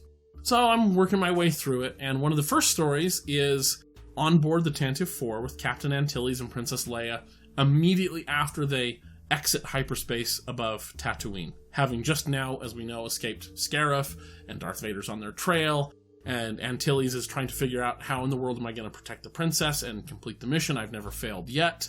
And he's raking his brain trying to figure out how this is all going to go down. And I'm like, cool, this sounds like a good story. And it was. But they drop a little hint in there. They send out some numbers. And the numbers are interesting. So what we're talking about is Kyler has calculated the top speed of the CR-90, more commonly known as the Blockade Runner. Yeah, the Corellian Corvette, the Blockade Runner. Okay. Because they give us a distance to Tatooine from their current location and how long it will take them to get there. Ooh. So we have distance and time, which means I can figure out their velocity, the speed Yes. of the Corvette. I want both of you to guess what the maximum sublight... Oh, Sublight. what does sublight mean to the two of you? Going less than the speed Than the of speed light. of light. That is correct. So I want you two to guess the maximum sublight speed of the CR-90 Blockade Runner. So Kyler's been taunting How us old? with this How old little is fact. that ship at that point? Well, hold on. I'm gonna guess it's probably about 70 miles an hour. Kyler's been taunting us with this little fact for weeks now. It should also be noted that the Tantive 4, isn't it Tantive 4? Tantive Yeah. 4. Was What did I say? actually... Did I say 4 or I think 5? you said 5. Oh, I might have said Anyway. 5. I thought Anyway, it was the 4. Tantive 6. I don't know. Yeah. Yahtzee! Yay! The Tantive 4 was actually in the Radiss's cargo Yes. hold getting It's the ship that drops out of the profundity in Rogue One. Right. Yeah. It was actually getting its hyperdrive... it was its hyperdrive repaired, wasn't it? Or its engine... It was getting some sort of engine work done. I think it was its hyperdrive is what it mentioned in Okay. the story. So your point earlier that we were just talking about may have not actually been relevant. Yeah. So I did the math, and then I thought to myself, there's no way that is correct. And I'm also bad at math, so there's a real possibility this math was not correct. So then I went home and checked it on the interwebs and got the same answer, and I thought, I must be doing something wrong somewhere because that cannot possibly be correct. So then I checked it again and did it like a couple of different ways and kept getting the same answer. Then I sent the math required to is Kyle a physicist? Is that what he does? What does Kyle do? He's some He sort does of engineer. something. Oh, engineer. Okay, so we have an engineer friend named Kyle. Hi, Kyle. Hey, hi, Kyle. He's very good at math. He's the one that we would all go to in high school to be like, Kyle, we're dumb. Help us with this math. Well, and any time a physics thing was not right in a movie, he'd sigh and shake Yes. his head. So Kyle is very good with Kyle math. has a lot of trouble I with sent those. him the math, and he was like, yep, that looks like it checks out. What is this for? And I said, you're going to have to listen to my podcast. And then I checked it one more time and got the same answer. So I feel like I've checked this enough that my answer is correct. So, and to quote K2SO, if you're wondering how high the speed goes on this, it's high. It's very high. So, are you trying to No, do I'm not. math on your phones? No, I was just looking at the speed of light. I didn't want them to cheat. No. Okay, so I want you to guess the maximum sublight speed. Because, and it tells us, I know this is the maximum, because Captain Antilles specifically says, at our best speed, how long will it take us to get to Tatooine? Right. Okay. So it only goes up from there. So, yeah, we know that this is the top, this is all best situations considered, this is how fast it can go. It's so fast. I'll give you mine. I'm thinking about 70 miles an hour. Let's just say... I'm thinking of the professor driving the ship in Futurama. It's like, Professor, this is one of the fastest ships in the universe. Why are you going 30 miles an hour? Because we're in a hurry. I'm going to guess 500 million miles an hour. Is it like twice the speed of light? That's something? 100 million less than the speed of light. Okay. It is 53,000. Oh, sorry. Let me start over. It's slightly over 53,600 times the speed of light. Yeah. They travel a quarter of a parsec in 8 minutes. So I'm like, okay, how fast is the speed of light? How fast are you going at a quarter of a parsec in 8 minutes? Let me just give you the actual math numbers here that make no sense to me, which is why I had to go to the internet. So, the CR-90 is traveling 1.607 times 10 to the 13th meters per second at its fastest sublight speed. The speed of light, by the way, is only 2.998 times 10 to the 8th meters per second. So this is orders of magnitude. That really explains faster. how, even though they didn't have hyperdrive, the Millennium Falcon was able to get to Bespin. Like, it didn't have to be that close at all. Yeah, no. So yeah, it's traveling over 53,000 times faster than the speed of light at its sublight speeds. Yeah, well, you see, if you that was 53,000 you said. So Yeah, if you make it to 54,000, that's what hyperdrive does. Yeah, apparently. And it went on for a little bit. It was like 53,600 and some change, and I'm like, I'm just gonna round it here. Yeah. But that is not. so fast. So that made me think of you, Chris, when you were talking about how the more Star Wars we get, the more inconsistencies there will be, even as we try to explain away the previous inconsistencies. So here we go. It's like, oh, Han Solo, parsecs aren't a distance or a measurement of speed. It's a measurement of distance. Haha, silly you. So let's throw out an accurate measure of distance, shall we? How long should it take him to get there? I don't know, 8 minutes? Okay, cool. Holy crap, you're going so fast! You know? They were, in fact, going ludicrous speed. Ludicrous speed, yeah. So I've been holding on to this tidbit for like 2 weeks now. I'm so just 53,600 times the speed of light. Faster than the speed of light. That's ridiculous. Yeah, we're going to have to get a retraction on that one. As I said, it's high. It's very high. Oh man, that was so fun. I've been bursting to share that. That's awesome. Oh my gosh. When I read that, I'm like, oh my gosh, we have to find somewhere to put this in a podcast somewhere because this information needs to get out there. So, All right. for all of Well, you thank making you for fun of that, Han yeah. Solo for being some idiot, Captain Antilles is just as big an idiot. Either that or his helmsman lied to him drastically about how long it's going to take him to get Or to a Tatooine. parsec means a significantly different thing in Star Well, and Wars. that was my other thing, is that maybe But then parsec why is, call it a parsec? But then why call it a parsec? It's a whole thing. Yeah. Oh man. So I hope you all enjoyed that fact as much as I did, because I enjoyed it very much. All right. What's our last miscellaneous topic? So this is also one that I wrote, actually, now that I think about it. So, the light and dark sides of the Force. There is an inconsistency. Sorry, Yeah, you keep that going. one. I'm Okay. done. We were going to serenade Ross with our whistling. Yeah. I thought Chris was going to say something, but anyway. Your beard, by the way, Chris, is coming in really nice and Oh, thank full. you. It looks Thank you. great. I actually was planning on cutting it like 3 or 4 days after I got my haircut, and we've got a neighbor of ours that cuts hair, and she was gonna she cut my wife's hair, and we were gonna pay her. I already paid her for my haircut in advance because we didn't have change. And just haven't been able to, for weeks I was just too busy to get down there, and then she was too busy, and then her family got sick, and then when her family was better and we set it up, but then she couldn't do it, and then her father-in-law had a heart attack, and really sorry for him. It's just, and at this point it's just sort of like, I think I'm just gonna, maybe I'll just grow my hair out again. Who knows? All I'm saying, and this just occurred to me right now as we're sitting here, it's a shame Halloween is past, Chris. You could have pulled off Luke. Old Luke. I could have pulled off Like, old Luke, your beard or seriously I is could have like- trimmed my hair up a bit, and I could have been younger Obi-Wan. Yep.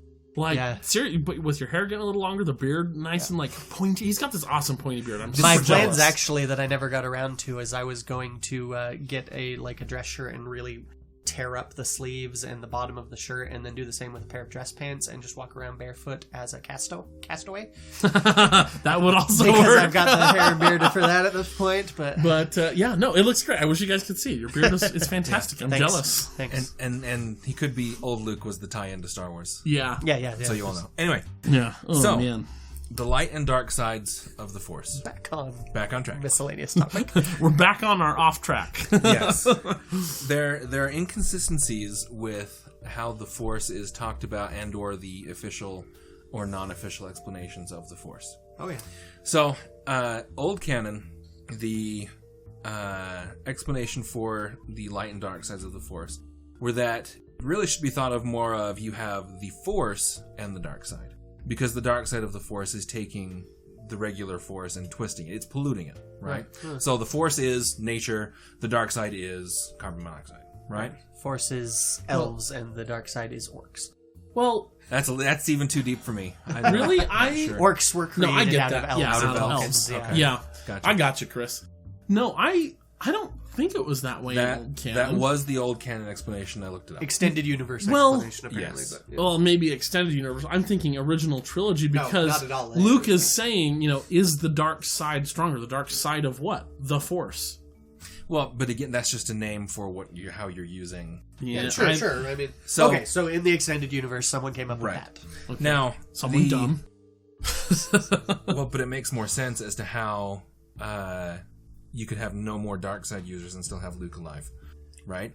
So if the Force was in balance when you just have the light, what we would call the light side, then it makes sense that Vader brought balance to the Force by killing himself and the Emperor, right? He fulfills that I prophecy. had heard Right. that the existence of the dark side is the imbalance, and therefore Luke / Anakin, who, depending on who the prophecy is about, right, brings balance to the Force by eliminating the dark side. Right. Yeah. Okay. So okay. that was the old way that people kind of shoehorned in balance making sense for in the concept of the Force, right? Okay. Because even calling it a balance doesn't make sense regularly. You'd have to have both. Well, that's what the new explanation is that you have to have both dark side and light. Snoke talks about this in Last Jedi, when a strong Force user comes up, you have to have someone on the other side to match it, right? Also, Clone Wars did an episode explaining or using this same idea. The Mortis, when they go to the Force planet with Correct. the father and the two daughter kids. and the son. Yeah. That's so Obi-Wan and Anakin get marooned on this planet Yeah. that's supposed to be really strong in the Force, and they're It's an embodiments interesting, of the Force. philosophical story Yeah. arc. And then in that one, the dark side of the Force kills the light All-Father of the Force and Yeah. the light side. I don't remember. It's been too long since I've seen the episode. But No, he doesn't kill the father. The father is having a hard time controlling the son because the dark side is rising. right. So the son is getting more powerful. And was he about to kill the father or something? He is about to kill the father. He kills he's about to kill the father, and the daughter, who represents the light side, gets in the way, and she dies. Right. And so then the dark side just explodes across the galaxy, and just a year later you have Order 66. Fair. That's an interesting correlation. Yeah. But so that was my... And then the father too, he tells Anakin before he leaves, he's like, you are the one, you are the chosen one, you have to bring balance to the Force. Right. And he ends up completely taking out the dark side, which then brings balance to the Force because the good daughter's dead too. We just went deep. Ross's brain got wrinkled, everybody. Yeah, it did. But the thing is, you still have that dark side aspect of the Force loose in the world, in the galaxy. And that also supports the original idea, where there's just the Force and the dark side is the imbalance. A couple thoughts I had on this, though, is that the new canon explanation does allow for an idea that I've kind of grown attached to the more that it's been proposed, is the idea of the Grey Jedi. Because that gives you characters like Kyle Katarn, Jolie Bindo from KOTOR, and even like people started talking about Luke as being a new example of a Grey Jedi. Which I'm not as okay with. Even with it doesn't current, seem to, I don't buy that. But so, thought. I don't like the idea of Grey Jedi. I think it's inaccurate to the Force, right? I think like the Force is, if you think about like real life, right? If you are balanced in your own life, like if you're a balanced person, a balanced diet, for example, right? Doesn't mean that there is equal portions of healthy and junk food. Typically, when you say a balanced diet, it's all healthy. It's all good stuff, right? If you are, imbalanced in any way, it's not. Or if balanced doesn't mean in the real world equal portions of good and bad in a person. Balanced typically means only good. So Grey Jedi, the idea that no, everything must be equally balanced. If we have one Jedi, there must be one Sith. If for every good there must... That, to me, seems totally the opposite of how the Force works and how, like, the real world works. So, you know what I mean? You know, like the idea of there having to be opposition in all things? No, and I'm going to get there. There is going to always be opposition. That's just the name of the game. There always will be people who are selfish, who rise up, who cause problems that then people who are decent and moral have to rise to the occasion to stop. There will always be that. Just to make sure we're clear, you are more in favor of the original explanation of the Force then? Yes, because to me it feels more natural. It seems to fit better with the natural world, and also, frankly, it fits better with the original trilogy, which should be like the gospel standard for what Star Wars is. Right. And I see the existence of Grey Jedi, and it's very possible that I am misinterpreting or misunderstanding the purpose of the Grey Jedi, because I didn't read any of the books that had them in it. I've never been fond of the Grey Jedi. I didn't play any of the games that had Grey Jedi in them, so my knowledge about Grey Jedi is limited to what I see in Star Wars memes, where they're like, "Oh, I'm not light or dark. I bring balance." I'm like, yeah, but if you were exactly as balanced as you say you are, then you would be considered a good Jedi on the light side. So there can't be a gray, if that makes sense. Right. And again, under the original explanation, that's true. But under the new balance explanation, it allows for it, whether or not we like it or not. But it allows for it. But in what sense, though? Then practically, okay, so there's a Grey Jedi out there bringing balance, and he's saying, no, for every good act I do, I'm going to do a bad act. No, just that he's more the true neutral of the Jedi spectrum. But again, what does that mean in practicality? Where I see this coming from, for a lot of I often dislike the tendency of a lot of storytellers to drift towards neutrality in systems like this, because I feel like where that grows from is people looking at you get someone who's really, I am going to be good, and becoming, going too far. You get the extreme goodness. You get the hyper-religious, I'm going to impose this upon other people, which isn't good, is my problem. Is there's a lot of people, I think, that look at people trying to be good as something bad. People trying to be better than they already were as something bad.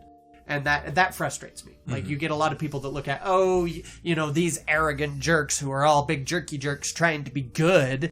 They just need to realize that they're no better than the rest of us and we're all just bleh. Is basically how a lot of people, that's obviously not how they would phrase it, but that's basically what they're doing. But that's the message. Yeah, and which is why I dislike in a lot of systems when you look at like a show like Supernatural, where they start out with demons and all this, and then they do introduce a system of you've got angels and this, that, and the other, but all the angels are just as bad for humanity as the demons. And so basically what it's saying is, there's no good, there's no bad, it's all whatever, which is a thing in like. That I like gray issues. I like addressing the tendency of extremism, but I dislike the notion of no, don't try to be good because that's just gonna end up being bad. It's like no, that's ridiculous. Being good is a good thing. We all disagree on what goodness might be, but we all agree that you should be good. Yes, exactly. Yeah. And so, like I look at the light and dark sides of the Force as extremism. Like, extremism balances out extremism, in a way. Which I don't actually... Which is awkward, because it's not something I evoke, but there are situations where I think it's good. I guess I want to hear a better definition of Ross of what Grey Jedi are, then. What is... I mean, where do they stand? Because we talk about balance and all that stuff, but so did the Jedi. We're gonna know what I mean? And what are we saying balance is? The best explanation came from I think they came from KOTOR, the codes, Jedi codes. You had the light side, you had a dark side code, and then I don't know if it was like even I've seen that Grey Jedi code and probably fan made, but it makes no sense practically. It's like, okay, if that's your code, how do you go about your day? Tell me what you're doing from when you wake up till you go to bed where you're living by this code. You are going to be seen as a jerk, as a bad guy in your balance code. Okay, so I found them and I'll read them. So you start with the Sith code. Okay. Peace is a lie. There is only passion. Okay. Through passion, I gain strength. Through strength, I gain power. Through power, I gain victory. Through victory, my chains are broken. The Force shall set me free. Okay, that's the Sith code. The Jedi code. There is no emotion. There is peace. There is no ignorance, there is knowledge. There is no passion, there is serenity. There is no chaos, there is harmony. There is no death, there is the Force. Okay, so let's pause there. Yep. So the Jedi Code, as Chris mentioned earlier, very, very Eastern religion influence. That you detach yourself completely from the material world, and that's where you find peace. I mean, this is like Buddhism straight up. Right. And Hinduism. As far as I understand, sure. Yeah. No, Buddhism, Hinduism, that's the Jedi Code. Detach yourself from material things because that's where pain is found. And then that's how you become enlightened. That's where the knowledge part comes in. Somebody living by this code, generally speaking, I think is going to be considered a good person because they're not going to be selfish because they've detached themselves from material things. Right? So that means they're going to be selfless. They're going to be doing things for other people. They've got, they're seeking knowledge, which is always great. They're not trying to inculcate ignorance. You know what I mean? They're saying, knowledge is a pro thing. If you're ignorant, that's bad. Let's increase your knowledge. Let's teach you. Let's help you learn. All these good things. The Sith code seems pretty straightforward, Sithy, bad guy. Completely give in to your passions. Completely, fully revel in any emotion you're feeling. Just embrace it. Love it. And the overall, again, thinking how this person goes about their day living by this code is screw people over if it helps you. Because if you want this thing, if you're feeling this emotion, this desire for this thing, and Chris has this thing, and I fully embrace my desire to have the thing that Chris has, well, it's okay for me to beat Chris up and take his thing. And it doesn't matter to me if he's sad because now I have that thing. I have gained power. Through that power, I have achieved victory and achieved that thing that I wanted, Sure. So that seems pretty straightforward as far as how this person is going to spend their day. The Jedi are selfless. Sith are selfish. Right. Gray. So, the Grey Code. There is no dark side, nor a light side. There is only the Force. I will do what I must to keep the balance. There is no good without evil, but evil must not be allowed to flourish. There is passion, yet peace. There is serenity, yet emotion. There is chaos, yet order. Okay, so here's how I see this person going about their day. Because part of their guiding code here is we need a little evil. We need, it's like, and You can't have good without... Read that again. Go through that again. Let me pull it back up. Sorry. So, there is no dark side, nor a light side. There is only the Force. I will do what I must to keep the balance. There is no good without evil, but evil must not be allowed to flourish. There is passion, yet peace. There is serenity, yet emotion. There is chaos, yet order. Okay. So that second half is just mumbo-jumbo. It's not going to dictate action. That first, 3 or 4 lines is going to dictate action. Read those again. There is no dark side, nor a light side. Okay, so that's mumbo-jumbo. There is only the Force. Well, yeah. Force. This next line is what I was thinking of. Sorry. I will do what I must to keep the balance. And then... There is no good without evil, but evil must not be allowed to flourish. Okay. I will do what I must to keep balance. So this person, to me, that code, as far as a moral compass of this is what is going to inform this person's decisions when they wake up in the morning. As this person goes about their day, they're going to come off as extremely selfish. Because he's going to see, you, Ross, are picking on Chris. And I'm going, well, I'm a Grey Jedi, evil must be allowed to flourish. So I'm not going to stop you from... Must not be allowed that's to what that flourish. says. Oh, yeah, but also there needs to be balance, Chris, I saw you do a good thing. Some bad stuff's got to happen now. I see that guy robbing the bank. Should I stop him? Well, I don't know. Maybe he needs it. But it's going to hurt these other people, yeah, but he's gonna help himself by the same proportion that he's hurting others. But by allowing those things to happen, it's chaos, which the code doesn't allow for. So then he does those good things and ends up on the light side of the Force. So you see what I mean? Grayness does tend to lean just a little bit light. Go ahead. Well, I was going to say, great examples from Rebels, the Bindu. I would say he is exactly gray. The Bindu? Yeah, the Bendu. Bendu? He's a Force creature who I was going to say, isn't there Bindu in KOTOR? I might have merged the names. But yes. Anyway. He is, but it's still... I'd say he's still more light. Here's what I feel like just looking at the movies, the originals, the prequels, and then what the new ones are trying to do so far, my guess is where they're going, at least with this, is I feel like what's happening functionally when people are writing this is that the dark side is it's id, ego, and superego. Like in Freudian psychology, the id is basically the rampant instinctual. It's the passion. It's emotion. The superego is logic. It's the rationalizing, Detached moralizing, from emotion. detached. Yeah. And the ego is the balance between the two. And for me, this is most important. As writers, you get a lot of triumvirates where you've got the 3 characters. There's the trio of the ego, the superego, and the id, where you have Kirk is the id and Spock is the superego and Bones is the ego, balancing them out. And that happens a lot in a lot of scenarios. And so what I feel like they're often going for is that the good side of the Force, what they're trying to do, what the Jedi Order was doing, I don't personally see this as the embodiment of what the good side of the Force is. I feel like this is the flaw in the old Jedi Order in what they were doing, is that they were eschewing id and super and ego and just going for superego. They were going, no, you have to be this, you have to be dispassionate, cold, distance yourself from all emotion, which I don't actually think is a good thing to do. Mm-hmm. I think that is something that a lot of dispassionate people do. They tend to dismiss emotion as worthless, and it's not. It's a very important part of who we are and how we relate to one another and what drives us to do things, but it needs to be controlled. So then the dark side is very much the id. It is the passion. It is do what you want. It is that. And what I feel like they're going for with balance is trying to find a balance between passion and logic, emotion and logic, and trying to is the Grey Jedi in theory would be the ego. Is we're trying not to it's okay to have emotion. It's okay to be passionate. It's okay to get in.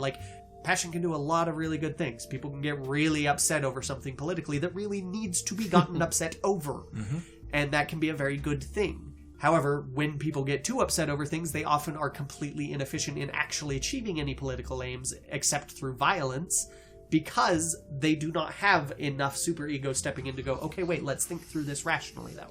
If we just throw this in people's faces angrily, how are they actually going to react? if we actually want to change minds and influence people, what's a better way to go about this than just screaming emotionally?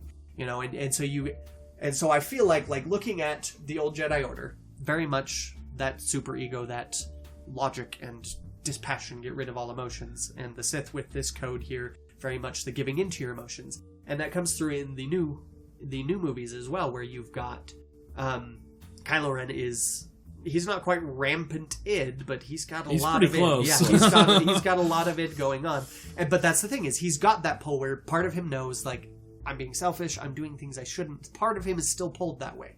And that's where you've got Rey balancing him out. Like, Rey is the one that really personifies this to me, is where, you know, Luke is bothered by her because she's not just powerful, but because she's so passionate. And she is. That's made pretty clear, I feel like, through these movies, is that Rey is passionate. Mm-hmm. She and when she finally beats Kylo Ren to the end of Force Awakens, it's when she stops being angry and goes, okay, I need to step back a little from what I'm doing. She calms down and steps back from being like he is. But you do see that, you see that in Last Jedi, where she gets angry. Like, Rey lets loose her emotion. She is fine with that. And I feel like what they're trying to go for is finding this balance with her and Kylo, where they're heading is trying to find this balance between superego and id, and balancing out that we can take good things from the quote-unquote dark side, and we can take good things from the quote-unquote light side and try and build a more complete whole that is actually fully what we would all consider good, but that the light side and the dark side historically have both been extremes that are not actually desirable. Mm-hmm. This is where I guess having a problem of definition, because that's not what the light side of the Force is. That's how the light side of the Force's adherents behave. I agree. But the light side of the Force is goodness, right? Yeah. Is doing the right thing, being a heroic person, you know, all of those wonderful things. And I think that's an interesting distinction that the image I was looking this up off of makes, is it's not the Force code, it's the Jedi code. Sure. As opposed to the Sith code. But this is what I'm saying, is the Grey Jedi as a code then still makes no sense, because in, like, you were still ultimately making a choice between good and evil every day. Like, you as a person, you know, you are making choices that are either good choices or they're bad choices every day. So the Grey Jedi code, to sit here and say, oh, I represent balance, I'm going, well, hold on. Because they're trying to say, well, the Force is, for example, you know, the Force is just free will. Yes, but that is completely abstract and pointless. Free will only matters when it is actually applied to a decision, and that decision is either bad or it's good. You know what I mean? I'm not thrilled with the Grey Jedi. I do like, because I look at, like, the light side and the dark side, like, I feel like it's this idea of you can't go, you know, extremism is not a good thing in any direction, is what I feel like they're going for. Which I applaud. I like that. And I feel like what they're trying to set up and do with this is that it's like, the Force, in my mind, this is how I perceive the Force. Like, yes, it's this force that connects and binds us all together. It's in everything. It is about life. It is something produced by and or through life. But it's basically, what it is something that magnifies your mind to a degree that you can move things with your mind. You can do all these things, but it also takes your emotions. It magnifies you also. Your emotions are part of your mind. It takes your emotions and they can take over. If you give them free reign, they will just dominate you, and that's when you fall into the dark side, is because you are so emotional, and your emotions, because they're magnified by the Force, are so powerful that you have lost yourself to them. Like, you do not have any functioning superego and ego control over what you're doing. You're just straight up id, and which is why. But and every time I get into this, I go, but Darth Sidious. And I guess that would say it's like, even if you have control over that, but you're an absolute dick, well, then you're going to be on the dark side too. Yeah, exactly. But so I feel, and that's why I'm not comfortable. But what the Jedi did is that they went too far in their fear of that. Like, they're so afraid of falling to that, they went, no, nothing. And it's like, no, it's a tightrope. It's a straight and narrow path that you have to walk, where you can't go too far in either direction. You have to have moderation in all things. And that's why I'm not necessarily comfortable saying, well, if you're controlled by your id, then you're a Sith. or if you're just a super ego, then that means you're a Jedi, and all Jedi are super ego. Is because clearly not. I mean, Anakin or Obi-Wan shows great emotion, especially anger and sadness. I would with say Anakin. that's part of the reason Obi-Wan survives. And he's fantastic, you know. But that's why I'm saying the Grey Jedi, that's why they make no sense, is because it's like your actions are still going to be acted, and those actions are going to be good or bad. And that means you're going to fall into one side or the other. You're going to eventually be light or you're going to be dark, unless you are literally saying, well, Ross, I'm deciding not to slap Chris. But since there must be balance, that means I must slap you. Because one of you has to be slapped and the other not. I'm not... I'd say it's more of an acknowledgement of the fact that that other people are beyond my control. And that there will be, like, I cannot step up and control other people because that is going too far. But that right there is a Jedi principle. Light side principle saying, look, we're not here to control people. We are here to stand up to people trying to control people. And exercise their power over others. We are here to stop that. That right there is a Jedi principle, not a Grey Jedi. I would say that principle. the Jedi have not gone so far in their direction that they achieved fascism, but they still went too far over the line. But I get going back to the core of the question is, the Grey Jedi. I'm going, but functionally speaking, what is a Grey Jedi? There is no way to functionally be a Grey Jedi. You're going to go one side or the other. I think an example you're looking for actually comes best from Marvel in Vision. Sure, but he's still one of the good guys. Not all the time. In the comics, Vision does have a tendency to he's I wouldn't say a loose cannon, but no one's ever quite sure. But where he's when he go. does bad things, why is he doing them? Oh, well, I'm for not the sure. greater good. I'm not on. That's on the that. thing is. Hold on. I'm not done. Okay. I think his explanation in Age of Ultron, I think, is probably an easier way to concept it. He's on no one's side. He's on the side of life, right? Which we would define as generally good. Right. So the Grey Jedi code there as well does lean light side because it doesn't allow for that chaos which the dark side thrives on. So instead of seeing the spectrum of light side and dark side as a one or the other, there is more of a slider scale. I disagree with that though, because again, using your own example of Vision, I'm on the side of life, which means inherently he is standing up to evil, which is trying to eliminate life, which puts him on the light side. I would say, ideally, I don't know if this is how it's actually been used in practice, but an ideal situation of a Grey Jedi would be that, like, they are still Jedi. Like, we're calling them Grey Jedi because they are Jedi. This is not some order going, the Jedi are evil, and so are they. They're going, hey, this is a sect of the Jedi going, guys, we've gone too far. Back it up here. We're still on the light side, but we have to acknowledge that the id is useful. Emotions are useful. We have to step back from the extremism of this complete and utter removal from... And that may be where they're going then with Rey and Luke's lessons to her of saying, here's where the Jedi went wrong. That was something you need to introduce the ego into the superego. Notable. But I would agree that Grey Jedi as some third force balancing out the other two is an absurdity. But that's how people treat the Grey Jedi. Often, and I'm going, but it makes no sense because... So the list of Grey Jedi that I've run across are Luke, and we've argued that point, although actually after your comments a few minutes ago, I'm actually more inclined to say he is Grey because of his actions in if we define it by Jedi. that, Of seeing as the Jedi taking it too far, he moves back towards Grey.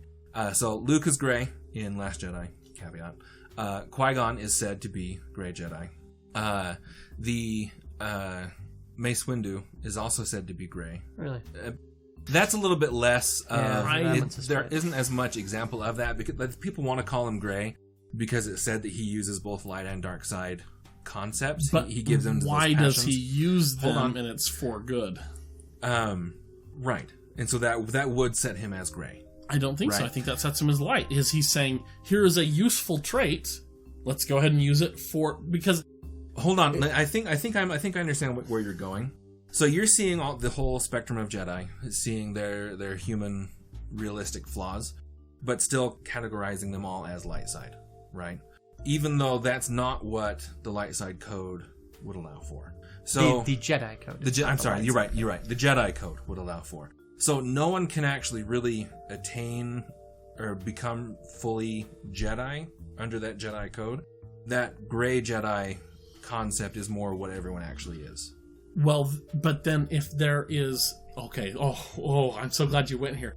You opened up one of the can of worms that is a giant pet peeve for me professionally in the historical community. We have this thing written by an idiot named... what was his... I can't remember his name. Probably better if you don't know him with that introduction. But he wrote a book. We had to read it. It's a book most historians are familiar with. It's The Philosophy of History, I think is what it's called.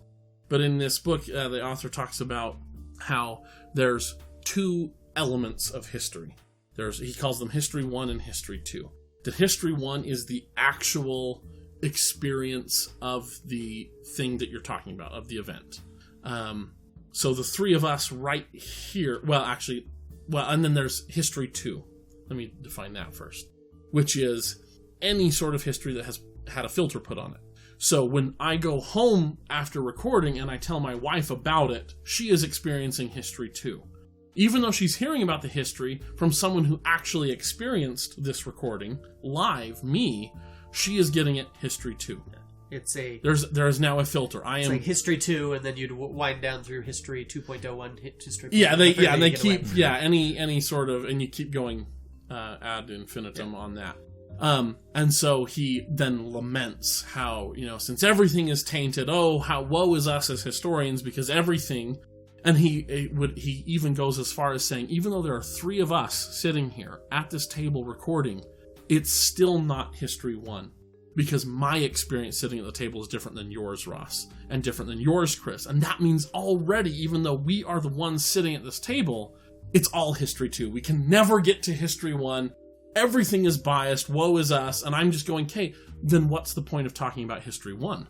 If History 1 is so unattainable that even those people who are experiencing the history themselves can't fully experience it, why are we talking about it? Let's just talk about History 2 then, because that's where we're going to be making our money as historians. That's where we're going to be working. So if presenting that as a theoretical ideal could still have value.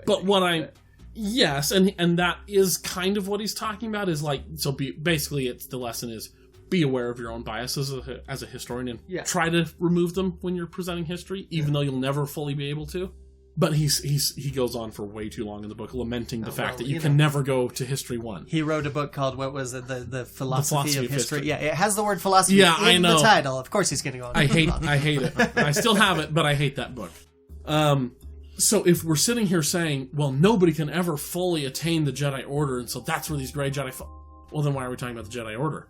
If all the Jedi Order are in fact Grey Jedi, then what is the difference between Grey Jedi and regular Jedi? I would disagree. I would say that the Jedi Order is the Catholic Church, and the Grey Jedi are Martin Luther going, hey, no, I agree, I'm Christian, but let's pull it back a little bit. You've gone off topic here.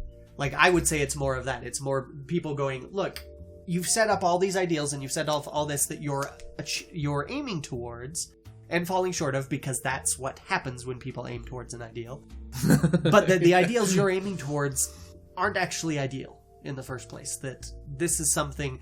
I'm actually really glad we discussed this, because I'm totally on board with Grey Jedi as long as I keep this headcanon for them. And that's one of my problems with the Grey Jedi, is I think there's plenty of people who are going to take the approach of, no, balance in everything. You have to be part good and part evil. See, and this is basically my justification for running around and occasionally slaughtering people in the video game. And that's the problem with the Grey Jedi. And I think people are actually trying to apply this to the movies and to the overarching story, I think it's a solid concept. But honestly, this conversation right here is the first time I've seen this conversation take place regarding Grey Jedi. Yeah, every time I see Grey Jedi out in the wild, on the internet, what I see is exactly that code. I'm balanced. I'm neither good nor evil. I do, I'm good and bad. I do this, and I'm going who have a flawed perception of what good is, who look at good as religionism. But then I look at this and I go, okay, but that's why I brought this up as my initial starting point is, okay, so you're a Grey Jedi, balance in everything, fine. How does your day go? Balance in everything, right? You don't kick this old lady, that means you need to kick that one, because that's balance, right? Yeah. Because that's what they're so hyped on, this balance in everything. I'm neither light nor dark, I am good nor bad. Okay, but functionally, how does this work then? By the time you get home at the end of the day and you put your head on your pillow and you're falling asleep, you've done a terrific number of terrible, dickish things today. You're generally, by society, going to be looked at as a jerk, as somebody on the dark side. And even beyond that, I'd say, like, you get the delightfully pithy quote that everybody loves, that all it is needed for the triumph of evil is for good men to do nothing, which I think is dreadfully overused. But it is not an untrue idea that, it's doing nothing is in many ways allowing evil to happen, and I agree. which is what the Grey Jedi code that Ross completely specifically prohibits. Like, that's not what we're doing, is what it's saying. But the way people are often applying it, I would say, is definitely basically that, is going, no, I'm going to be evil sometimes, because it's basically saying, well, I want to perceive myself as good, as doing the right thing, but I also want to give selfish. it to my baser instincts constantly. And that's I'm why trying to have the best of both. And that's why it's such a dumb idea to have this Grey Jedi code, is because it's functionally meaningless. I think it needs to be revised. Yeah, I think you're focusing way too much on just the one line of "I will do what I must to keep the balance." But that's not the whole thing. But the functionality, when you take, because ideas are meaningless until they're actually put into action and applied to real life. So if you apply this code of the Jedi, either it's impossible for you to be neutral, because either you're going to see evil and go, well, too bad, shrug, what are you going to do? Because it straight up says evil must not be allowed to flourish. You can't let those things happen. Or you then see evil and go, oh, I must stop this. At which point, functionally, as your moral code is applied to your actions, you end up on the right side anyway. The greatest failing of that particular code is, what does evil flourishing mean? Like, it must not be allowed to flourish, so we're saying we can't let them take over. I'll kick the old lady once, but if you kick her 3 times, that's flourishing. That, but I'm saying, like, I can't allow evil to flourish. So does that mean whenever I see someone do something I don't like, I have to step in? Or does that mean that because some evil's going to happen, I should just ignore a lot of it? And that's where the problem comes in, because I was like, no, functionally, no, you shouldn't be allowing people to, it's like, but that's the thing, is you also cannot constrain people, but the Jedi don't really have a history of that, as far as we've seen. And so, I mainly feel like that needs to be rewritten. And I think it could be rewritten, but as that code is written, but applied also, to actions, you are going... I would also point out that this code is, I believe, non-canon. Yeah, it's totally non-canon. This is a fan thing. And it was probably written by a fan who is more on that, I want an excuse to do what I want. But those ideas are showing up. Was part of the reason why I wanted to talk about it. That's fair. So, but and that's fair, and I think, especially after our discussion here, I think they are showing it. Mm-hmm. But functionally, as those ideas are applied to a character's actions, you are going to land on one side of the fence or the other. I think you're just taking it too harsh. I don't think so. No, because if you're not allowing evil to flourish, you are actively then combating evil. That is light side. If you're allowing evil to occur because balance, I'm not going to do anything, I'm not going to get involved, you're still allowing evil to flourish and you know it. That's kind of bad side. There is no middle ground. Because, again, your actions are, like, you have to act. You must It also depends perform. on what you mean by middle ground. Like, for me, I'm sitting here like, yeah, generally a middle ground is not an achievable thing, but then I stop and I go, no, because I'm all about middle ground.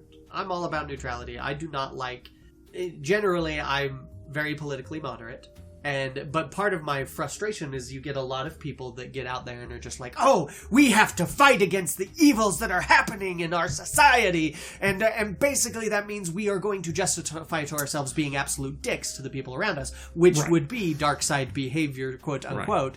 But it's like, balance can be a very good thing. Like, and it's stepping back and realizing that just because someone is doing something that you don't approve of doesn't mean that is evil. Like, evil being allowed to flourish is like, well, okay, I'm looking at someone who's doing something I don't like, but is that evil? It's using moderation to go, okay, I don't like that, but that doesn't give me the right to label it as evil and stop them. And that's okay. It. But if a Grey Jedi sees something that is evil, we'll say someone is about to be murdered. Most people would agree. That is right, but that's an act of good. That's a light side action. But that doesn't mean... The attempted murder is the act of evil. They're literally achieving balance by counteracting. They're stopping evil. They're not actively going. But how is that different than the Jedi? If a good light side Jedi code, all of that, is walking down the street and he sees somebody, because it doesn't say anything about stopping good. It just talks about stopping evil. Well, but that's the difference between a Jedi and this, is that this was written by someone who wants to have it all. Who wants to be like, no, I can totally be good and still constantly give in to my nature instincts. I think we're kind of hitting all the same points. My final position is Grey Jedi are dumb because functionally they can't exist, is my opinion. See, and I'm more of the Jedi code is unattainable. Therefore, all Jedi are grey. The Grey code is closer to what would be more realistic. And also, part of the reason why I like the concept or the idea of Grey is because it does make those characters more relatable. The only example I have of a true follower of the Jedi Code who really embodies that is Yoda. Obi-Wan does not. He does not. He's close. He's probably the closest. Young Obi-Wan, but old Obi-Wan. But you can't take them separately. I mean, if you're going to take a character... Oh, but he's learned, though. If he's learned and grown into that, but even so, I mean... Well, and also, the Jedi Code is something definitely to attain, too. I mean, just like, In some ways. That would be my position on this, is that the ideals set forth by the Jedi Code, while there is some good stuff there, are ultimately not a balanced and fulfilling life. True. Yeah. And which is what I think the idea of the Grey Jedi is, that we're trying to find a way to balance emotion and... without being complete aesthetics, but how it actually plays out when people use it is, I'm trying to find a way to convince myself that I'm good while giving into all the hedonistic impulses I want to. Like, basically, I want to pick and choose what is good and what is bad, and just keep whatever I want is the idea, because that's how people live in real life generally. Nobody thinks they're evil, but most people, it's like most people. You look at a lot of people going out and finding a religion or a political affiliation. They're usually going and they're looking around and going, well, what basically already matches what I am, so that I don't have to do anything. And will make me feel good about my efforts to be a little bit better without actually expecting me to live up to being better, is how functionally most people pick an affiliation of that sort. And I feel like that's what we usually see them practice. That's what the Grey Jedi tend to be, is people going, don't expect me to be living an ideal. I just want to, I didn't get into this whole playing a Jedi thing so that I could be a paladin. I mean, come on now. I want to go murder some orcs when I feel like it. Well, paladin wouldn't have a problem with that. Yeah, they would if those orcs weren't bad people. Orcs are generally evil aligned. Generally. Yeah. Anyway, I think that's going to be it for this episode. We hope you enjoyed it as much as we did, despite the heated arguments here. I think we did have a good time. I would say that's our 5th or 6th heated. Yeah, exactly. Least, not even at the top. Anyway, I don't even know if I'd call them heated. Last week, we, as you guys know, honestly, my fingers are going numb. I'm joking. Last week we sat through Game History 101 with Professor Ross, and I feel we all really learned something about ourselves. Next week we're going to... We learned that Ross knows a whole lot about the history of LucasArts, and that Kyler and I really can't stop geeking out about it. Which is why next week we are going to talk about the games themselves, because Chris and I couldn't stop talking about them anyway last week. So we're going to talk about them more this upcoming week. So let's be honest, we're going to talk more about the games than we did even last week. So be sure to tune in and listen and let us know what games we didn't talk about that you wish we did, or we did curate this list down so that we could have time and so that we wouldn't be too long-winded. As usual, be sure to follow us on Twitter. I get lonely there, at More Civilized, and join our Facebook group of More Civilized Podcast and talk to us there. And since it's November, be sure to get your pumpkin spice blue milk latte. Sorry. Yeah, I had to have something to say because we're pulling out the Podbean. Yep. Yeah. Thing. And your Twitter? Ross? Oh, that's right. You can talk to me on Twitter at Mr_R*. Yes. I would also like to remind you to please let us know if there's anywhere you cannot find our podcast that you would like to, that would be more convenient for you, so we can get it there. And please let us know if there's any topics you would like to hear about. Mm-hmm.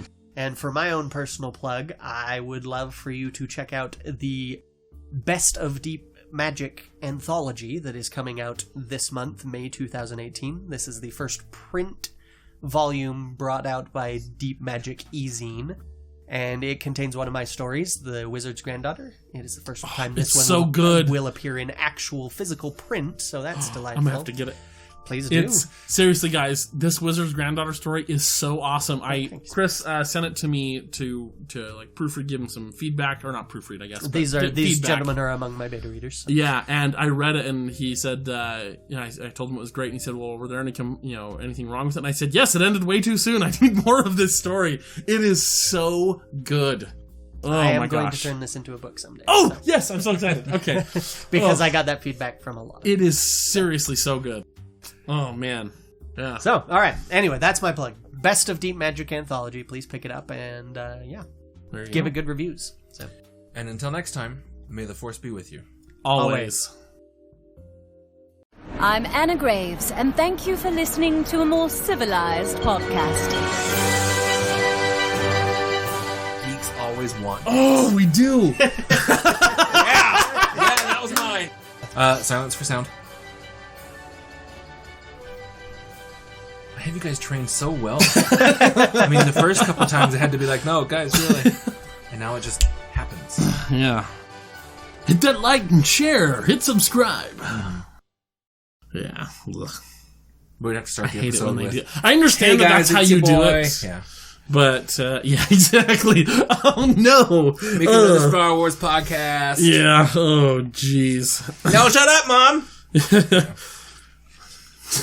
That's next episode, Ross, when we do our Valley Girl version of this podcast. Where's my pumpkin spice blue milk?